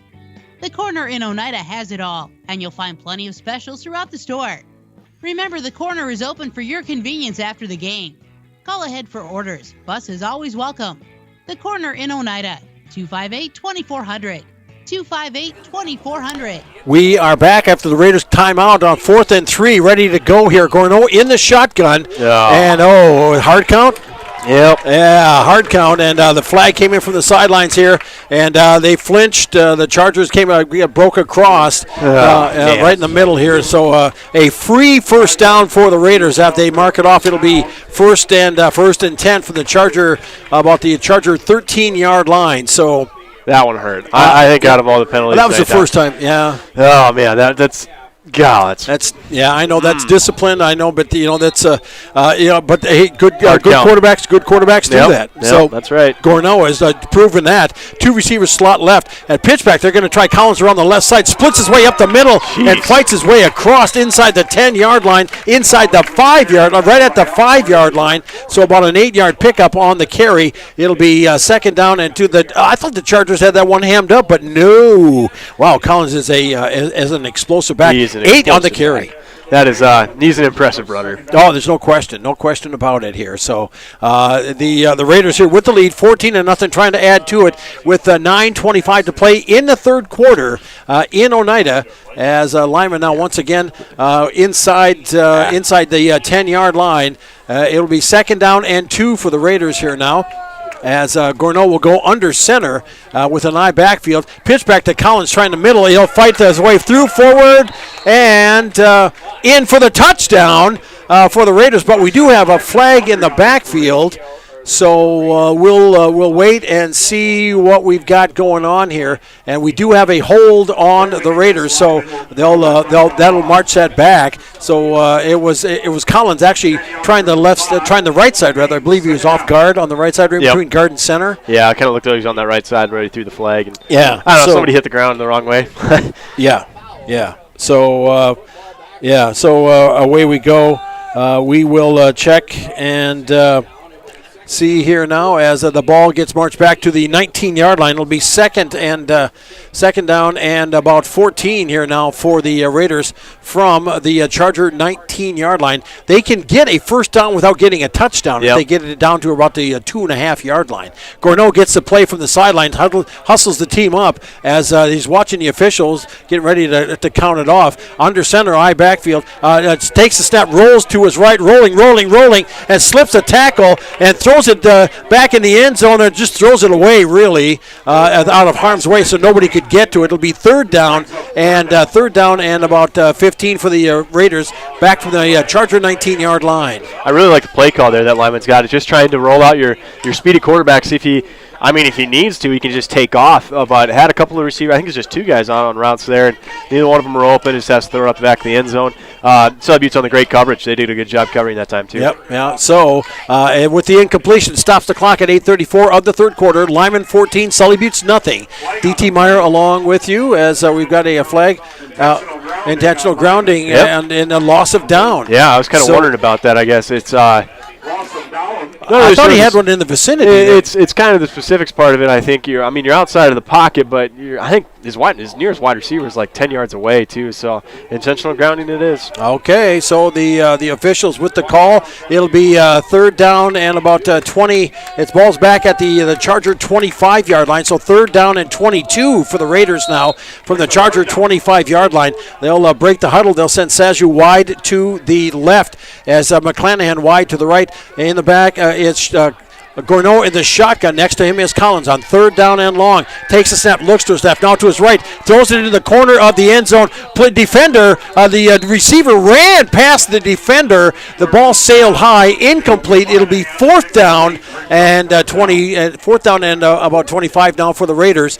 Fourth down and 22 for the Raiders from the Charger 25. Good-looking ball. Just had McClanahan running up the sideline on a vert. Gourneau just saying, go get it, buddy. He just had, watching Tegan Gourneau as the quarterback, he looks over to his left, gives that a look, then goes back to his right. Yep. He's really good about scanning the field. DT, these are kind of those veteran moves. I mean, he's only a junior, too, just trying to look off safeties and make guys go certain places. And it's impressive stuff from Gourneau for sure. McClanahan to the left. That's been his favorite side tonight. Saju wide right. He'll be in motion towards the line. As Gourneau back in the shotgun on fourth down, they'll pitch off in a double reverse, and they're going to throw it. And they're going to throw it as into the end zone. It goes to Gourneau. Touchdown. There's a flag on the side. There's a flag on the far side there. I don't know if that's against the Chargers or what. Yeah, but they're going to decline it. It was a holding. They're trying to hold Gourneau, and they didn't get it. Okay, so a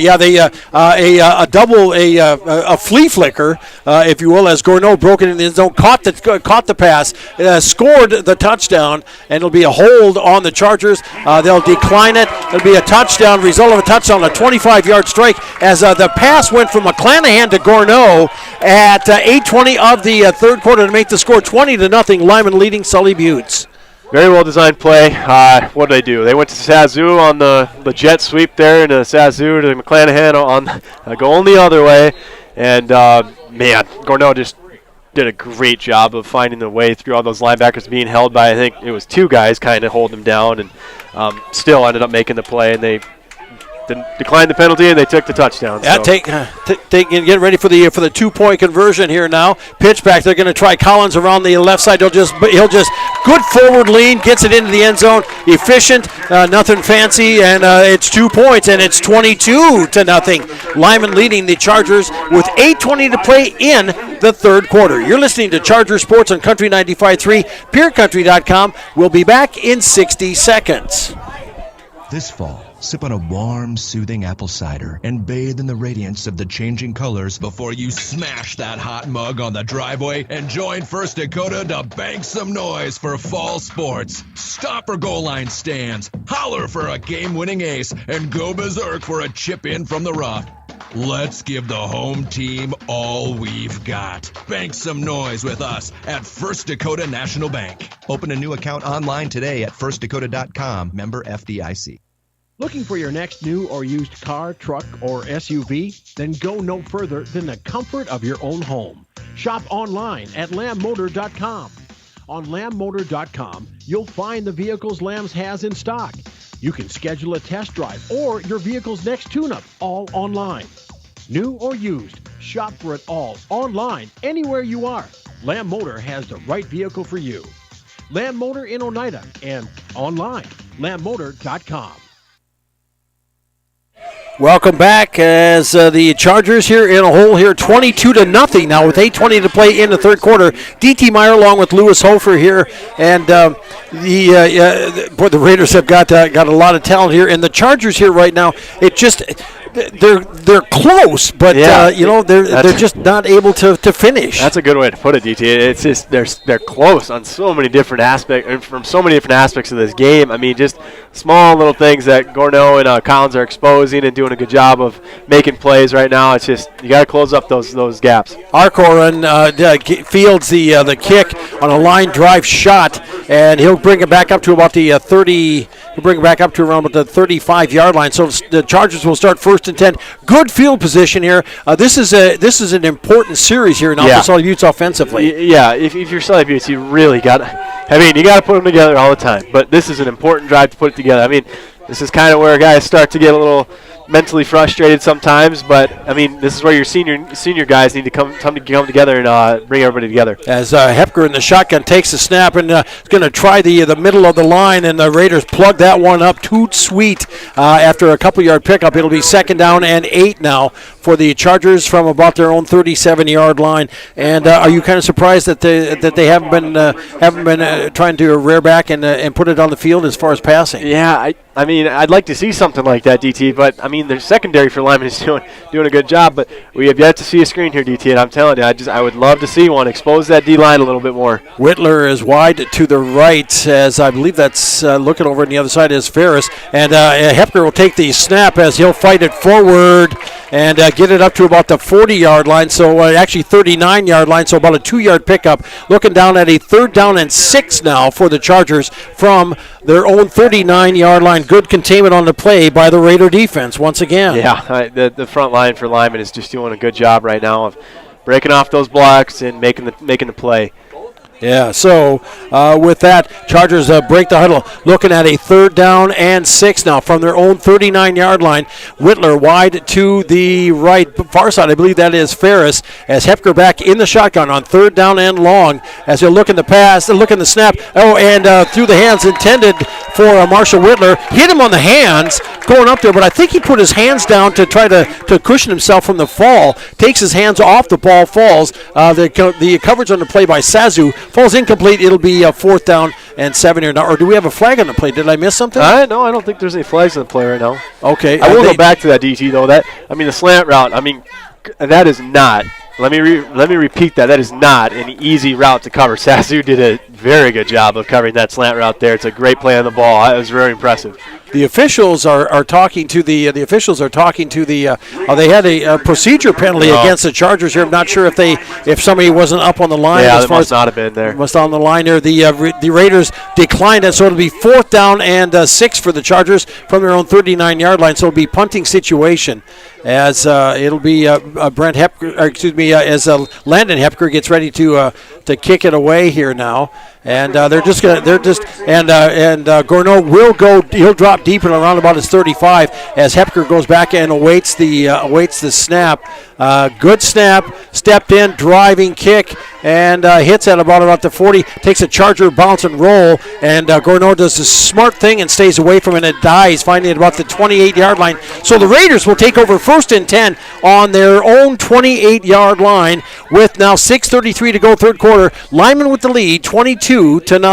I don't expect Lyman to do anything different here, DT. It's just they're trucking right now. And so if you're Sully Buttes, we need a 3 now. That'd be the kind of the momentum shifter right now. If you got a 3 and out here, that's what Sully Buttes needs.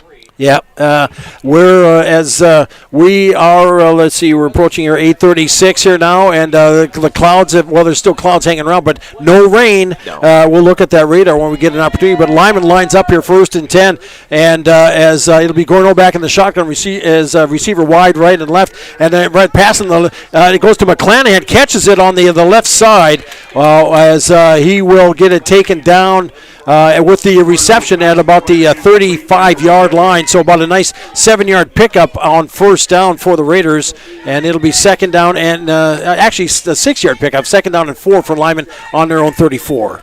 Typical stick route there. McClanahan just doing a good job. If you're Marsh on the outside, you want to be pressed up on him a little bit more. I mean, honestly, maybe a couple more games down the road, I'd like to see our corners start pressing up on some of these guys, make it hard to get off the line. I know that can get kind of fishy, and they can start calling some defensive holding stuff, but that's what I'd like to see. Collins takes the pitch back out, and he breaks through first down and fights his way through across the 40 to the 43-yard line. He was still rolling, and finally gets it taken down at the 43-yard line as he picked up 9 on the carry. It'll be 1st and 10 for the Raiders on their own 43-yard line. Yeah, DT. Impressive run. Yeah, this kid. Wow. Collins and Gorneau. I mean, and they haven't even hardly used him much, to be honest with you. I mean, the stats don't say a whole lot. I mean, well, I guess.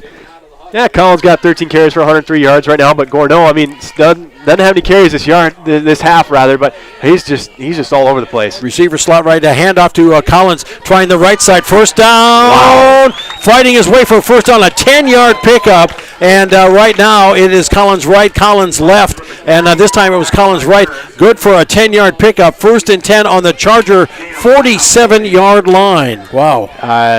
It's pretty impressive. Yeah, and I mean, keeping it on the ground, they're keeping the clock, keeping it away from Sully Buttes.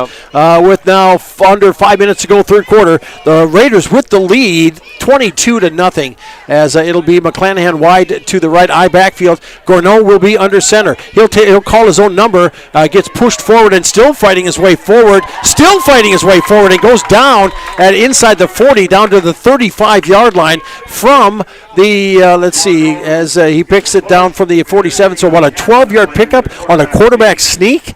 Are you serious? Yeah, that's, wow. I don't know. DT, we're just kind of getting outplayed right now. I don't know how else to put it. We have opportunities to stop, and Lyman's just playing football better than us right now. They're more physical, and I think that's kind of being defined in these last two drives, is that they just kind of want it more right now. Yep, eye backfield as McClanahan wide to the right, first down as once again Gorneau will take off with it try to go up the middle and fight his way forward. I don't know if the Chargers were trying for that ball or not as Ferris slipped off of a tackle, but Gorneau did a good job keeping a heads up. They'll give him, they're going to give him, let's see here, going to give him 5 on the carry, 2nd and 5 for the Raiders now on the Charger 31-yard line.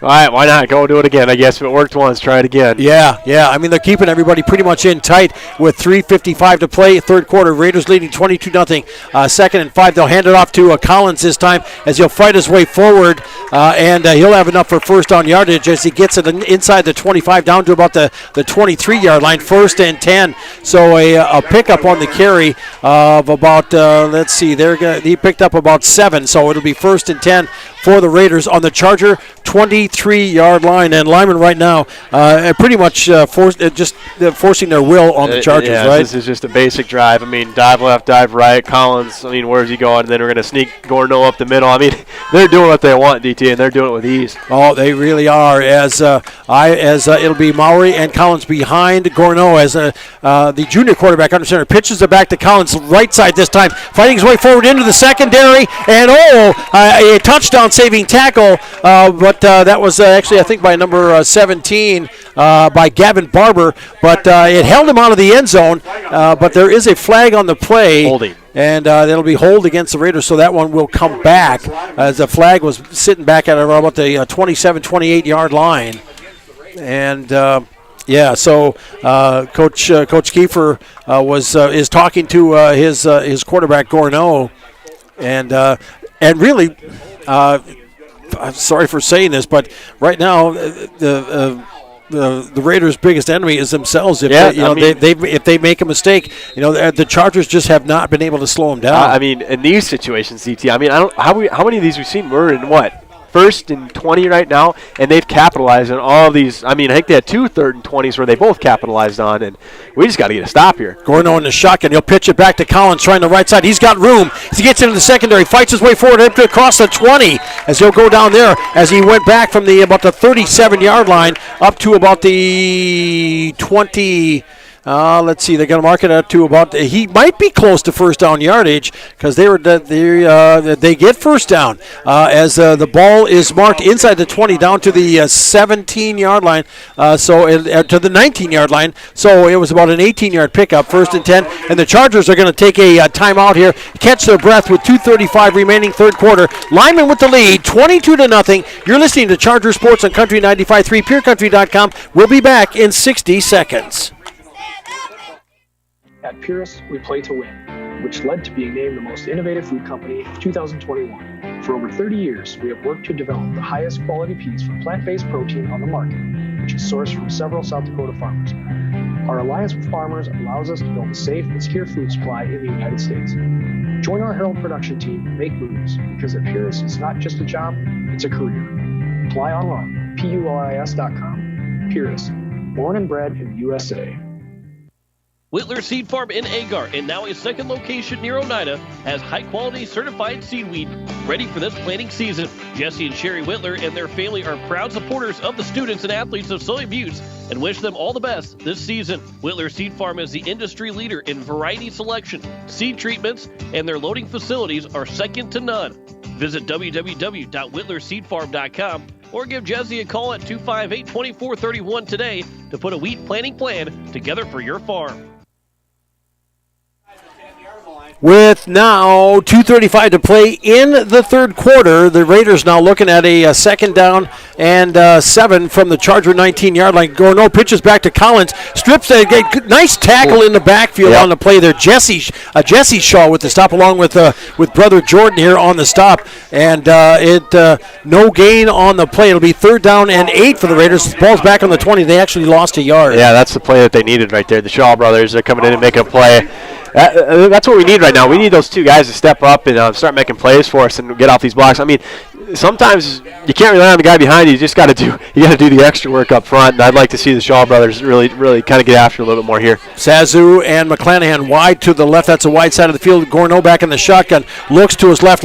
Pump fakes. Catch made by Sazu as he falls forward inside the 10. He'll have enough for first down as he gets it to about the 8-yard line from the 20. So a 12-yard pickup on a completion from Gorno to Sazu, and it is 1st and 10 1st and goal for the Raiders at the Charger 9-yard line. And they got some good pass out running right now, and Gorno doing what he does best, and that's just being an athlete, making the play for him. Yep, no doubt. As the Raiders once again in Charger territory inside the 10-yard line with 1:30 to go here in the third quarter. Clock ticking. Lyman with the lead, 22-0. McClanahan will split wide to the right. That's a wide side of the field as Gorno back in the shotgun, and he'll take off with it up the middle, wide open. It breaks open through a hole, and he'll get stopped just shy of the goal line down to the 1.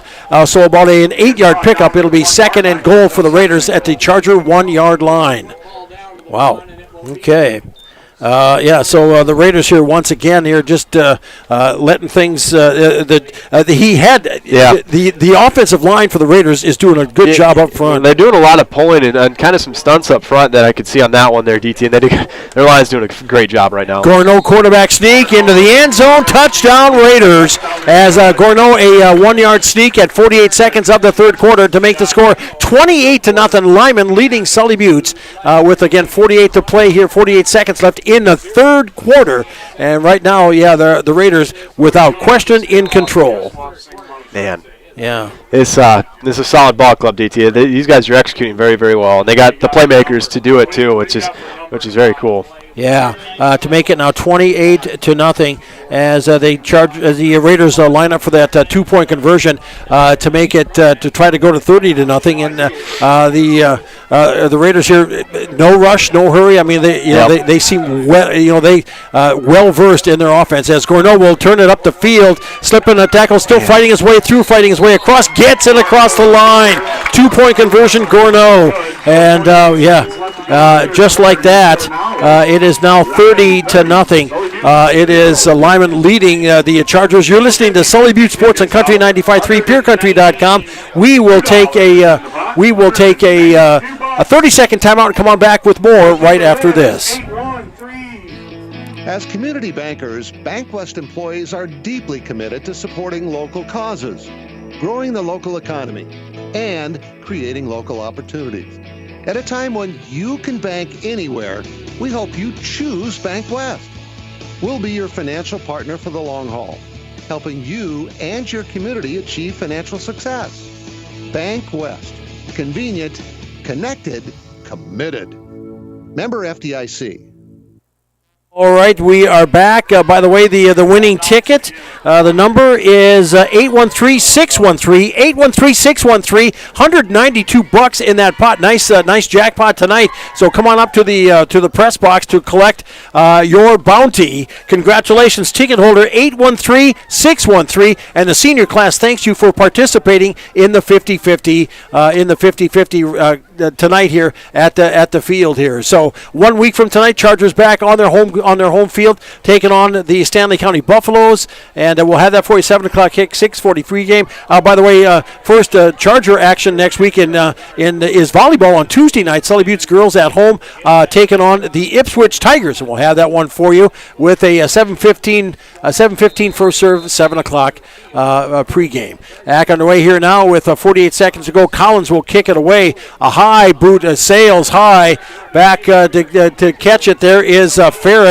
As he'll break a run on the outside at the 35 to 40, the 45 to 50, the 45 to 40, and he'll get run out of bounds at around about the 30-yard line. So a spark, so something here by the Chargers. So Thomas Ferris with the run back, and he gets it into Raider territory. Sully Buttes will start 1st and 10 on the Lyman 35-yard line, and for this team here that has just been trying to hold off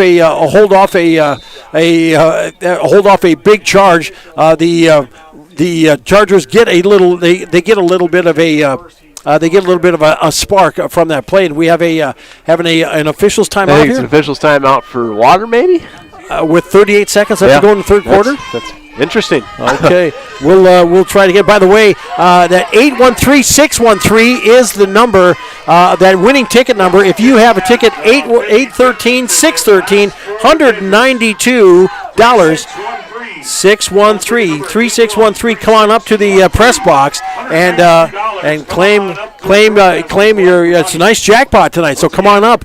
Don't sleep on this one.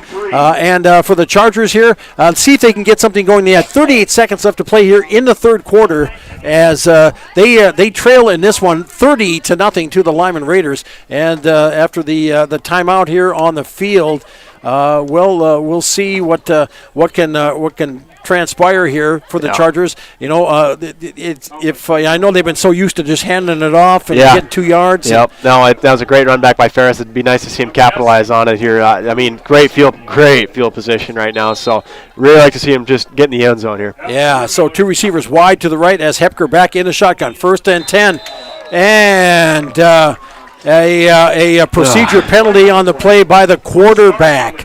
That's usually something that you don't see. Yeah, I must have been some type of a direct snap if they wanted to go to Jordan. It's just, well, okay, 1st and 15 here now, so they kind of just spoiled the play, and then tacked on an extra 5 yards back to the 40-yard line. Yep. So, we'll see what they come up with here now, as Hepker will be back in the shotgun. 2 receivers wide to the right, 1 wide left. Hepker, he'll go to Jordan Shaw. A direct snap to him. He'll fight it forward up to about the 35-yard line, so about a 5-yard pickup. It'll be 2nd down and 10 now for the Chargers from the Raider 35-yard line. Yep. Would have been a good play if we had the 5 yards, but I guess trying to go to a wildcat look here, just direct snap to Shaw. I suppose maybe just try to get some yards out what we can. Yeah, so it'll be Hepker back in the shotgun, receivers wide right and left on 2nd down and 10. And they're going to go to Shaw he got direct snap to him as he's fighting his way up the right side as he gets it inside the 30. And he's going to go down there. We'll see where they mark it. I think he went out of bounds. That'll be the last play of the third quarter as they mark it at about the 21. That'll be enough for a 1st down.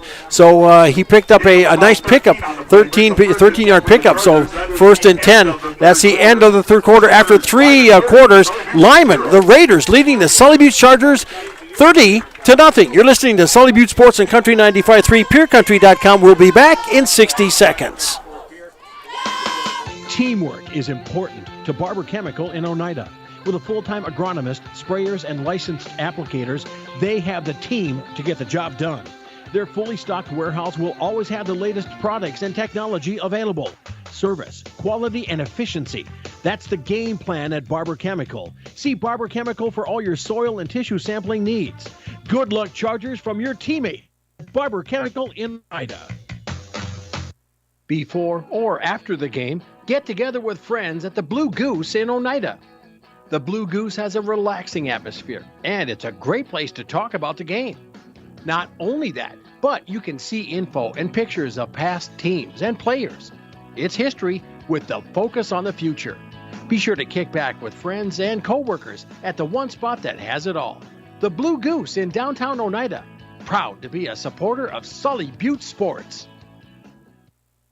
As we start the fourth quarter here now, the Chargers picked up a first down after that nice 13-yard carry by Jordan Shaw. 1st and 10 here for the Chargers as Hepker launches a pass. Nice pickup by Whitler. Marshall steps a couple of tackles, and he gets taken down from the side as he brings it up the field down to about the 11-yard line. It'll be about a 9-yard pickup. It'll be 2nd down and short for the Chargers here now at the Raider 11-yard line. So the Chargers having trying to find some little success, trying to find some things to work on and build on. Yeah, that's the thing you want to see right there, DT. A pitch and catch. Marsh doing a good job of making a couple moves, get the yards that he could. Shaw is going to be back, going to take the snap as he'll try to get around on the left side as he bowls his way forward. He'll have enough for first down, gets it inside the 10 as he'll mark it about the 8, so it's about a 3-yard pickup. It'll be 1st and goal for the Chargers at the Raider 8-yard line. I don't know, DT. I mean, direct snap to Shaw. I mean, trying to find something to work, and this is kind of working for us. I mean, Shaw's just being the bulldozer that he is and getting the yards that he needs. Well, Lewis, you were talking about this through the two games. Their run was working well. The run was working well, and they were pretty much basic meat and potatoes kind of team. Yep. I mean, when you got a running back like a combo like you do with Ferris and Shaw, it can be easy sometimes. But I mean, you gotta manipulate defenses sometimes too. As Shaw will get the handoff, looking for room on the right side. Whoa! What a cut down tackle on the play there. Number 26, that was Collins coming in there, cutting out the legs from Shaw as Jordan goes down. He'll lose a couple. It'll be 2nd and goal from the 10-yard line. A big tackle. Yep. I don't know, Lyman. They're very good at pursuing the football. I mean, the guys up front are doing a good job of collapsing down in those gaps and closing up those holes. And we've been having to bounce quite a bit of stuff. It's been very rare where we found success going up the middle right now. Yeah, 10:45 to go in the ballgame. Chargers trailing 30-0. 2nd and goal from the Raider 10. Sully Buttes with the ball. Man in motion from the right side is Whitler as a pass in the flat sailed behind. I'm not sure if he was going for Severson or if he was going for Whitler. It came right in between them, and to be honest with you, McClanahan, they're lucky McClanahan wasn't looking at that. Otherwise, he would have been to the house, a 90-yard return. Very well could have been a pick six there, DT. Yeah, yep. I don't know, DT. Landon is an extremely athletic dude. I mean, he can make some plays. And, when it's not there with the pass, sometimes you just got to eat it. And maybe do it on a rollout. RPO type of looks. And, sometimes you just got to take off. Last game we saw him, I can't remember how many yards he had rushing, but, the pass wasn't there and it wasn't working all the time for him, so you just take off. But we're not seeing a whole lot of that this game. And credit to Lyman. They're doing a good job of containing him as well. No question. 3rd down and goal from the 10-yard line for the Chargers. Raiders match up defensively. Spreading wide to the left is Whitler. 2 receivers wide to the right as Shaw gets a direct snap, fighting his way forward, down to about the 5, make that the 6-yard line. So it'll be 4th and goal from the 6 for the Chargers as they're trying to get in close here now, and it'll be 4th and goal from about the 6-yard line. Well, this is where you tell your guy go get it. Yeah. I'd like to see some sort of a run play. I think that's been kind of their success right now. Unless you're going to try to do some type of a bootleg to the wide side of the field. It'll be an interesting play call. I'll be curious to see what happens. Chargers taking a timeout here on the field. 4th and goal from the 6. 10:04 to play in the ball game. You're listening to Charger Sports and Country 95.3, PureCountry.com. We'll be back in 30 seconds. As long as you have a local cooperative, you'll never farm alone. At CHS Midwest Cooperative, our team is your team, ready to help you make the decisions that are vital to your operation. From the seed, plant health, and marketing the grain, to fuel to keep you running, the feed to supplement your herds, and the financing programs to make it all possible. We're here for you. Give CHS Midwest Cooperative a call today and let us show you the value of the co-op. Local, loyal, and trusted for generations. As we are back, hi DT along with you, along with Lewis Hofer. And Lewis, the Chargers taking that timeout here on 4th and goal from the 6. Score updates, what do you got? Yeah, so Pierre is taking on Mitchell right now. They're winning that game 28-7 over Mitchell. Some other scores around the area. Avon leading Del Rapids St. Mary 36-6. Faulkton over Northwestern 44-7 in the fourth quarter there. Potter County and Warner still tied, or not tied up, but the same score here, 12-7. Potter County winning that one right now. Okay, 4th and goal from the 6-yard line. Hepker back in the shotgun. Shaw behind him. 2 receivers wide to the left. Hepker takes a snap, looks to his right, throws it over in the corner. There we go. Yeah. And catch in the corner here, and if I'm not mistaken, I was just going to take a look over there. Let's see, that was Marshall Whitler. Marshall Whitler with the catch from Hepker, 6-yard strike at 10 minutes exactly of the fourth quarter to make the score 30-6. Lyman leading Sully Butte. So the Chargers finally get on that board. Yeah, very good whip route there by Marsh on the outside. It kind of looked like you could take a step in, but then you kind of whip yourself out to the pylon, and it's not an easy pass to make either. So Landon did a good job of making the pitch out there, and Marsh did a good job of reeling it in. So touchdown. So the Chargers trying to go get ready for that 2-point conversion here, and try to keep working on try to get some things. One of the big things, obviously, the success was that return by Thomas Ferris here. Yep. Chargers line up that 2-point conversion. In motion out of the backfield is Shaw, as Hepker going to try to take it himself around the left side as he'll fight his way forward and does not make it. Stopped. Looked like he was going to go for the pylon there on the corner, but fell short. So the score remains 6-0. It is Lyman with the lead, 30-6. Excuse me, 30-6. The score. Lyman with the lead, and the Chargers kicking off when we come back in 60 seconds. You're listening to Charger Sports and Country 95.3 KLXS Pierre. Terry and Peggy Barber and family with Brett's Spray Service in Pierre, Oneida would like to wish the Sully Butte Chargers good luck with tonight's game and all season long. Call Brett's Spray Service today at 258-2743 for all your aerial application and retail chemical sales needs. The Barbers would like to remind you what Henry Ford once said, that when everything seems to be going against you, remember that the airplane takes off against the wind, not with it. At Ringneck Energy, our mission is to produce renewable energy that adds value to grain and livestock production, enhances the income of our investor partners, and provide a safe, rewarding work environment. Ringneck Energy, located at 901 Redwood Avenue in Oneida. Call 605-258-2900 and check our website, www.ringneckenergy.com. Ringneck Energy in Oneida, creating economic opportunities in our community.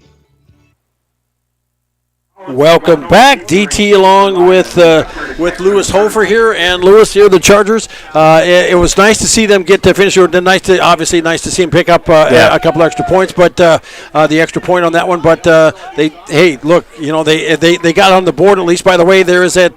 Thank you for shutting your lights off over there. Appreciate that. As the Chargers will kick it away, Hepker will kick it away deep. The ever dangerous Gorneau along with Collins back there. These guys have elusive speed and not exactly. Oh, that one. Wow. Okay, that one. Yeah. Okay, that one will be a procedure penalty as the ball went about a yard and a half, and then it button hooked and came back and lost a yard. Yeah. So that one, trying to get cute with it, and it's going to cost him a flag. Yeah, I mean, I understand what Sully Butte is trying to do. It's just the execution part of it didn't really go as planned, I don't think. No. So, flag on the far side here, the procedure penalty, and they'll get 5 yards and try the re-kick here once again. So, here we go. And as the Raiders will take the ball where it was down. So, man, oh man. Okay, they got on the 42-yard line. Lyman with the ball. Oh my. A short field to work with, and Lyman here now stepping up here with 10 minutes to go in the ball game, leading 30-6 as Gorneau back in the shotgun. Two receivers wide to the right. In motion is McClanahan as Gorneau takes his snap. He's changing direction, goes to left, goes to right, goes to right again, and he'll step over a tackle on the play as he gets it up to about the 37-yard line. So make it about a 4-yard pickup on the play. It'll be 2nd down and 6 here for the Raiders from the Charger 37-yard line. I mean, I don't know. The kid might have ran 30 yards horizontal back and forth. To get 4 out of it, it's just incredible elusiveness. This kid's an athlete. Yeah, absolutely. 2nd down and 6 for the Raiders on the Charger 37-yard line. As keeping everybody in tight, eye backfield. Receiver slot to the left with the clock at 9:50. They'll pitch it back. They're going to go to Collins on the left side. That's a wide side of the field. And he's turning it up the field at the 10 as he at the 20, and he gets taken down at about the 15-yard line. And did somebody get smoked on that play? Number 57, I think that was TJ Moore with the huge block. I mean, just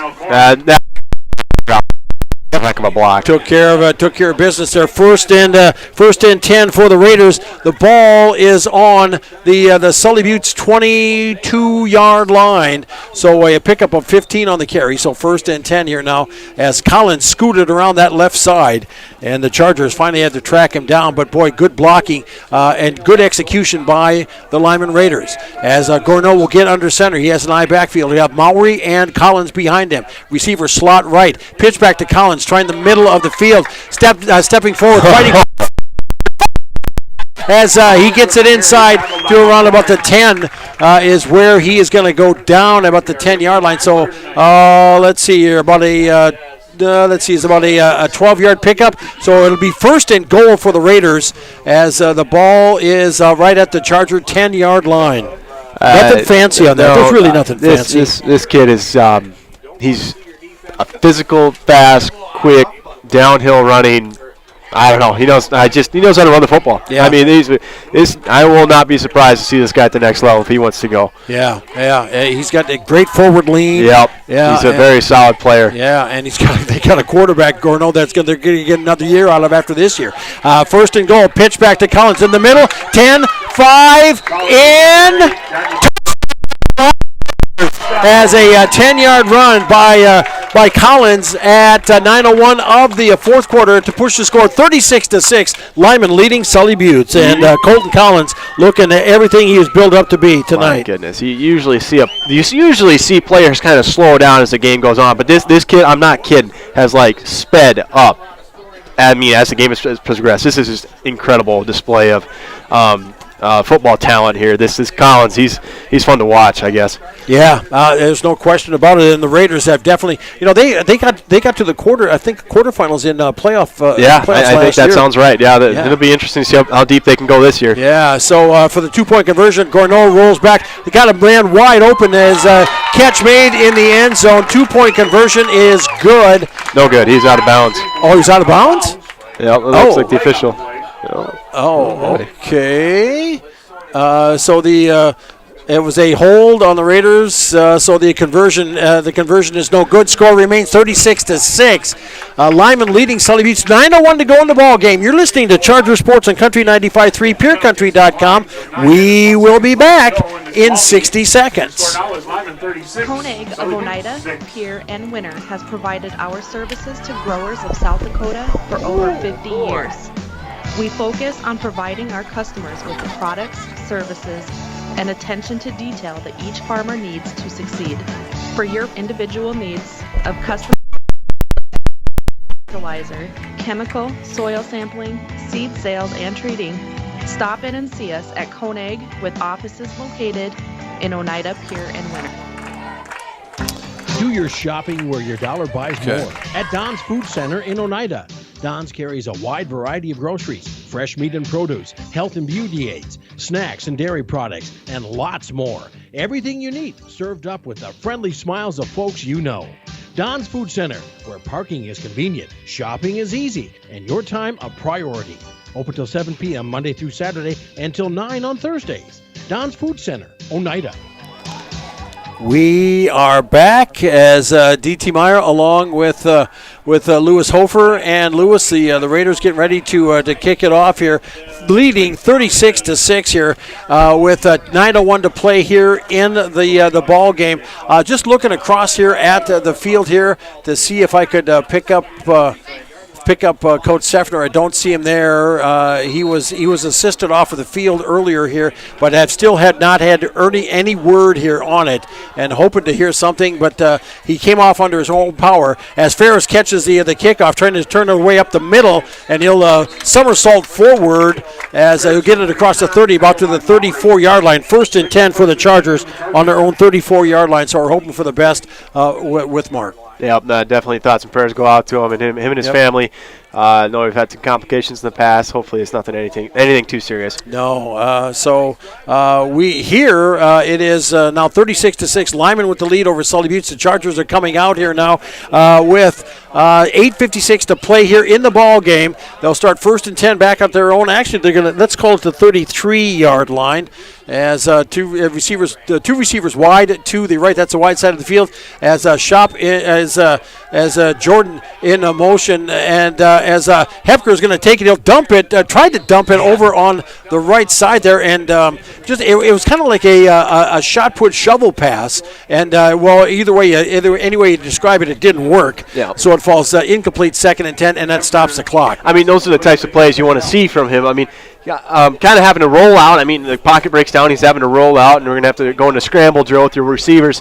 Having to make some of those defenders come up and commit, and then he's just trying to pass the ball off, but just going to make the completion. So, right idea. It's just executing and making it happen. Yep, Severson along with, let's see, it looks like Severson. I believe Ferris over on the wide to the right as direct snap goes to Shaw. Jordan tried to get around on the left side, turns it up the field, and goes out of bounds at around about the 40. Nice run by Jordan on the play as he'll take it up to the 45-yard line. So an 11-yard pickup, 1st and 10 for the Chargers at their own 45-yard line. Yep, good run. I see that Hepker and Shaw kind of switched to the Wildcat formation. Looks like they're taking Hepker. No, we're not taking Hepker out. Okay, no, just tossing the towel out there. Tossing the towel out there. So, the went out of bounds, so it stopped the clock at 8:41 to play in the ball game. Raiders out front comfortably, 36-6. D.T. Meyer along with Lewis Hofer here. Next week, Charger volleyball Tuesday night at home against the Ipswich Tigers.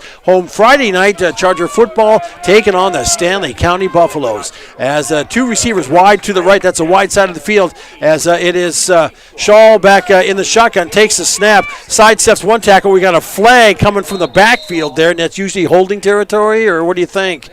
No. Yeah, but no gain on the play, but there is a flag on the play here now, so we'll... okay, he's good. We'll check and see. Everybody's up. It looks like he took a shot to the... I'd have a stinger. Yeah. And so a hold against the Chargers. So it'll be a 2nd down, and they're going to march that one back. The Raiders will accept the penalty and march them back as the flag is at about the 42-yard line. So they're going to go back a ways here with 8:33 left to play here for as fast as the first half went. Yeah. This is taking a while here, it seems like. It's forgive me, it is agonizing into the second half here. Yep. It's right now, Sully Butte just right now, it's just they don't have any bullets in the chamber here. Yeah, no, it's just we're trying to find ways to we're trying to see what will work on offense, and we're just missing blocks. It's just the small stuff that we're not doing right now. We're not executing. Shaw in motion out of the backfield. Hepker takes a snap. Quick shovel pass to Ferris going up the middle as he'll get popped. He'll go down after he gets up to about the 36-yard line from the 31. So about a 5-yard pickup on the play. It'll be actually second down and about 17 now for the Chargers, and the official's going to call a timeout here as Ferris he took a pretty good shot. He's going to walk off to the sidelines here and maybe just kind of stop the bells from ringing. Checking in here now, I believe that is our Corin for the Chargers. Lucas Arcorin coming in here now with a 2nd down and 17 play. Charger ball at the 37 at their own 37-yard line, as Whitler will come out wide to the left, and it'll be Shaw wide to the right. Hepker will be back in the shotgun. Behind him is Arcorin as snap, and Hefker looks in the flat pass mid. Oh, incomplete as McClanahan was in on the coverage. Ball sailed high, and a lot of high throws here, and the receivers have to expose their entire body to get that ball in there. Yeah, DT. That's dangerous, That's man. a very good point that you make. I mean, it's tough as a quarterback sometimes that you have to put the ball in a position where you're not exposing, like you say, your receiver and put him in a bad position to get really smoked sometimes. It doesn't feel good from personal experience, let me tell you. Yeah, so with it now 3rd down and 17 for the Chargers. It'll be Hepker back in the shotgun, takes the snap, looks over the middle, throws it on the right side, and just through the hands. The intended receiver came up short on the play. They're trying to go to Ferris, who would check back in, so it falls incomplete. It'll be a 4th down now and 17 for the Chargers. So it's probably go. I would definitely like to see him go for it here, I guess, but yeah, I don't know. It's very long fourth down here, so yeah. I don't know. Probably I would like maybe. You know what? I don't know what I would like. Incompletion stops the clock with 7:53 to go in the game. The Lyman Raiders leading the Sully Butte Chargers 36-6. Chargers getting ready to punt it away as Hepker is back to receive the ball. To receive the punt for the Raiders, it is Gourneau, as he'll take it about his 32, and he'll get a tackle right away, as the stop on the play is by Ferris for the Chargers. So the Raiders will start 1st and 10 at about their own 36-yard line. Yeah, I kind of expect Lyman to keep it on the ground here. I mean, with the ground game that they've had going for them with Collins, don't expect anything different here. Just ground and pound, maybe. No, I think they just kind of want to wind it down, get everybody out, get everybody healthy, and look forward to next week. So we'll see what officials timeout. Yeah, let's see here. We have a. Do we have a? It looks like maybe a hydration break. There is an officials timeout. We'll take a 60 as well. You're listening to Charger Sports and Country 95.3, PureCountry.com. Back in 60 seconds. This fall, sip on a warm, soothing apple cider and bathe in the radiance of the changing colors before you smash that hot mug on the driveway and join First Dakota to bank some noise for fall sports. Stop for goal line stands, holler for a game-winning ace, and go berserk for a chip in from the rough.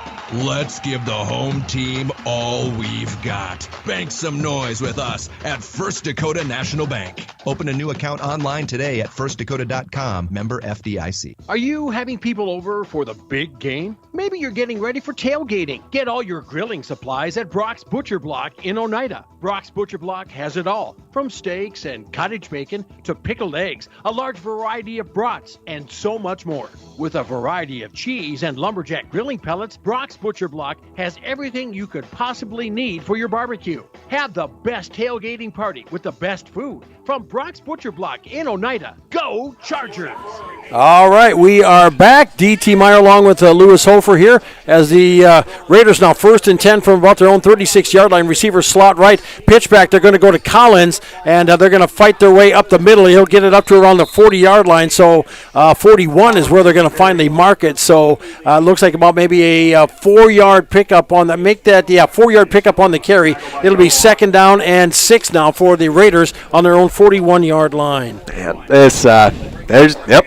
doing exactly what we're thinking, DT. I mean, just keep it on the ground. Why not? Yeah, and just keep that clock ticking down with now 7:15 to play in the game. Raiders with the out front 36-6 as a receiver slot to the left, eye backfield. Gourneau will get under center on 2nd down. Snap it, they'll give it off to the upback. They're going to give it to Mowry this time. He's only had, I think, maybe just a couple carries in the game. I've got him down for just one so far. Okay, so looks like but he picked up, got it across the 45. So That was a nice pickup on the play. Give him about 5, so it'll be 3rd down and 2 for the Raiders. The ball is at the 45-yard line. Giving Collins a little bit of a break, I suppose. Oh, I'm sure, yeah. But in a third manageable situation.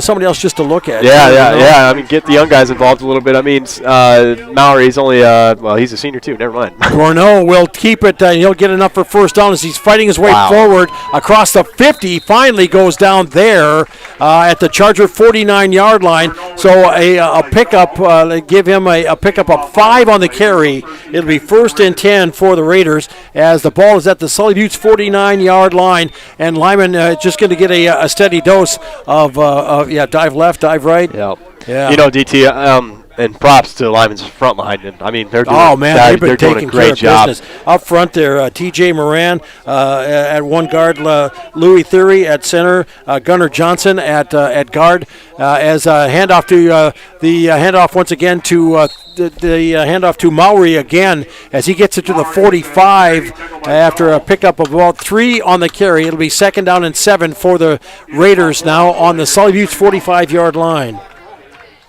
Yeah, there is that. As for the Chargers, I'm not sure. They're going to try to get some folks in here now. As number 54 checking in for Sully Buttes, Bo McGee will come in at nose tackle here for the Chargers, and keeping everybody in tight as a receiver slot to the right, eye backfield, pitch back. They're going to try Collins around the right side, and he'll slip another tackle, get knocked out of bounds. As it will be down to about the about the 38-yard line. So that should be enough for 1st down, about a 7-yard. And the officials are taking a timeout. And let's see, we have a young man that is down. We have a player that's down. It's Jordan Shaw. And Jordan, he just got a stinger as he's got his helmet. He's back up. And I don't know does he have to come out? Does he have to come out for a play? He's definitely going to have to come out for a play, but okay. I don't know he's probably a tired young man tonight. Yeah. He's been all over that field. So must have got his bell rung or something. Yeah. So lost the helmet, but he is back up. 5:20 to go here in the ball game. He'll get escorted off, and the Chargers will sub in, and as Jordans will take a breather here. It's actually about it'll be a 3rd down and 1 for the Raiders now as the ball is on the Charger 38-yard line as we get ready to get underway once again, and that clock ticking at 5:20 here to go in the ball game. Raiders leading 36-6. Eye backfield on 3rd and short. It'll be handoff to Thury. He gets enough for 1st down to the 35-yard line. So a pickup on the play about 4 yards. So 1st and 10 for the Raiders. Pretty basic. Dive left, dive right, fullback dive left, fullback dive right. Yep. Mallory and Collins. Coach Kiefer, he knows his team's in a position here just to finish this thing off and move on to 2-0 on the season. Yep. After getting ready to move into the next game here and keeping that clock ticking here, getting it down to 5 minutes to go in the game as. It'll be McClanahan split wide to the right, or wide to the left, rather, on 1st and 10 from the Charger 34.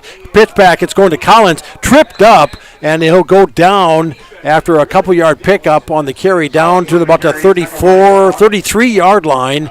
So about a three-yard carry. It'll be 2nd down and 7 now for the Raiders from the Charger 33-yard line. Collins. 23 carries, 185 yards right now. That's a lot of carries. Yeah. Well, it's been, and to be honest with you, I think a lot of it's been here in the second half. Yeah, he had 7 carries in the first half, and Okay. Yeah, so, he's just had a lot of work here. And the clock ticking out here, 4:18 to play in the game.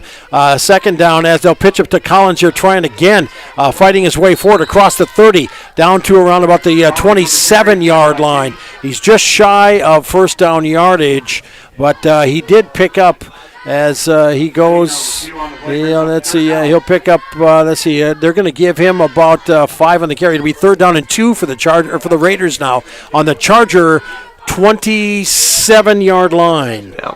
Yeah. Well, they're doing exactly what they want, controlling the clock, just trying to run the game down. And, I mean, they're getting what they want. That front line is just doing a great job right now. Yeah, they've been controlling it all night long. On 3rd down and 2. Pitch back. They're going to try Collins in the middle, fighting his way forward for enough for first down, still on his feet. And 3 players finally take him down after he crosses the 20-yard line.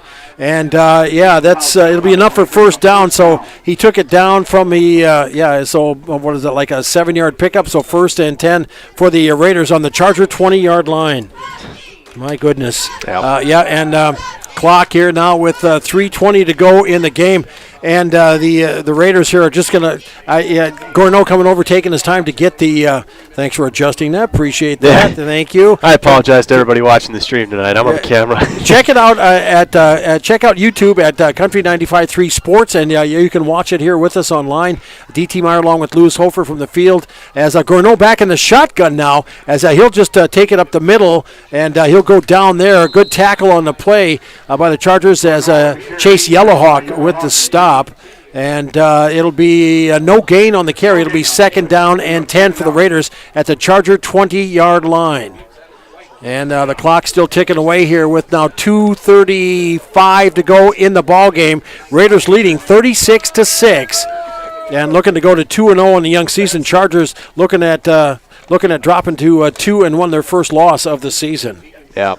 Yeah, these guys just do a really good job of pumping their legs, too. That's very noticeable. They're always going forward. I don't think I've ever really seen them go backward at all. I backfield, receiver slot left. Pitch back to Collins on 2nd and 10. Breaks into the open, breaks it toward the corner. Touchdown! It is a 20-yard run by Colton Collins at 2:08 of the 4th quarter to push the score now to 42-6. Lyman with the lead over the Chargers. Yep. Colton Collins, he's just good. He made it count here, and the Raiders here with now 2:08 to go here in the ball game. We are looking at continuous clock on this. Yeah.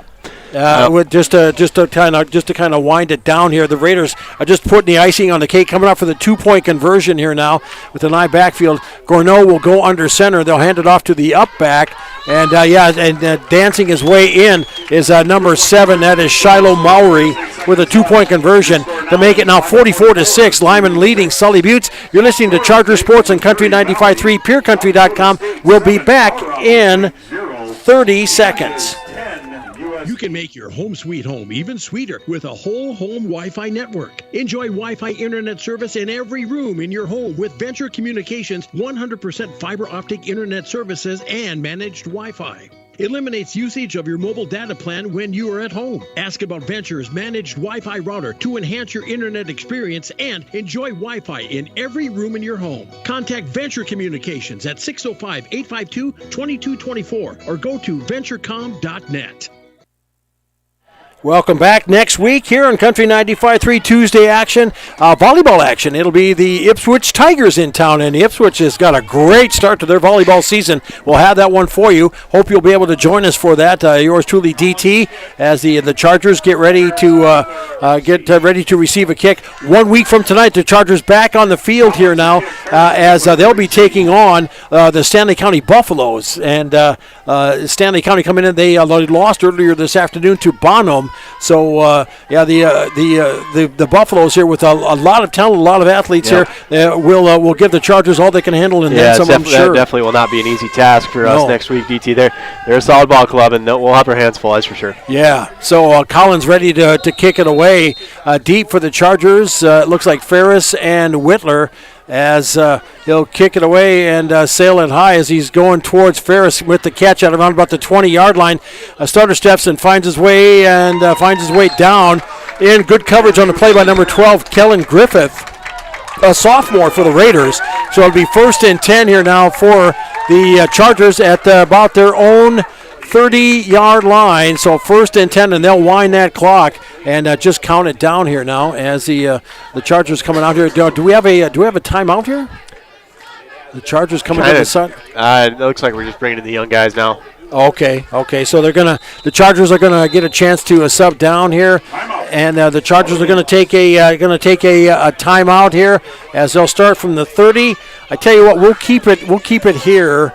As the Chargers, I think they're going to try to get maybe some second unit players in, try to get some of the freshmen in here, because they got a pretty good sized freshman 8th grade class, 7th grade class, some big classes coming up here. No, we got some young guys in there. I know we see I think it's Trevor Marshall. We see him out there quite a bit. We got some younger guys in there. I know Gavin Barber. He's been playing quite a bit lately. I know he'll get in there too, but it's just kind of good to get that experience underneath the lights as well. So yeah. I see. Bo McGee had a series in at nose tackle for the Chargers here as well. So given that opportunity to get some kids in here, they're going to get a chance to bring some second unit players out here, and it looks like the Raiders are going to do the same thing here. Yep. So hey, this is important time for kids. Yeah, it's fun. It's definitely important to get those JV players out there, the second string guys. Underneath the lights, get in front of a crowd a little bit. I know that they usually just play on Saturdays, from what I know of at Jamboree. So it's kind of a special time for them anyway. Yeah. So the Chargers here getting ready to get up to the line. Number 6, Trevor Marshall will take the snap. He'll hand it off, and they're going to try the right side. Nothing doing there. Number 20, Lucas Arkoran with the run. No gain on the play. Maybe about a 1-yard loss, and it's 44-6. Is our score here, and the continuous clock as it's marching down here as the Chargers looking at a 2nd and 11 here, trying to get a few folks in here to give an opportunity to play here on Football Friday night. Taden LaRoche checking in for the Chargers here now as he'll come in, and coming out is looks like that is Bo McGee who will check out. And Chargers taking their time coming up to the line here with 1 minute to play here in the ball game as Trevor Marshall will get under center here now in handoff. They're going to try around the right side and in on the tackle. Good stop on the play. That is number 20, Arkoran, with the run. He was asking. I think said something to the official, and the official just kind of gave him I think he gave him a look like, let's just get this thing over with here. Don't earn a flag here. Jeremy Michelson taking the high road on that one. We appreciate that. Thank you very much. So with 28 seconds left to go and counting here, Trevor Marshall looking at 3rd down and 12 now for the Chargers as he'll get under center, eye backfield. He'll drop back, hand off. They're going to try Arkoran around on the right side, and the Raiders snuff that out and finish that one off. And that should do it here with 10 seconds. They're going to just wind it down, and that'll be the ball game. And the Lyman Raiders come up to Oneida and take care of business in a big way by the final score of 44-6 over Sully Buttes. And that's the final tip-off. And when we come back, we'll wrap it up from the field in Oneida. You're listening to Charger Sports on Country 95.3, PureCountry.com. We'll come on back, and we'll get the finals here for you. That, stats, and more coming up right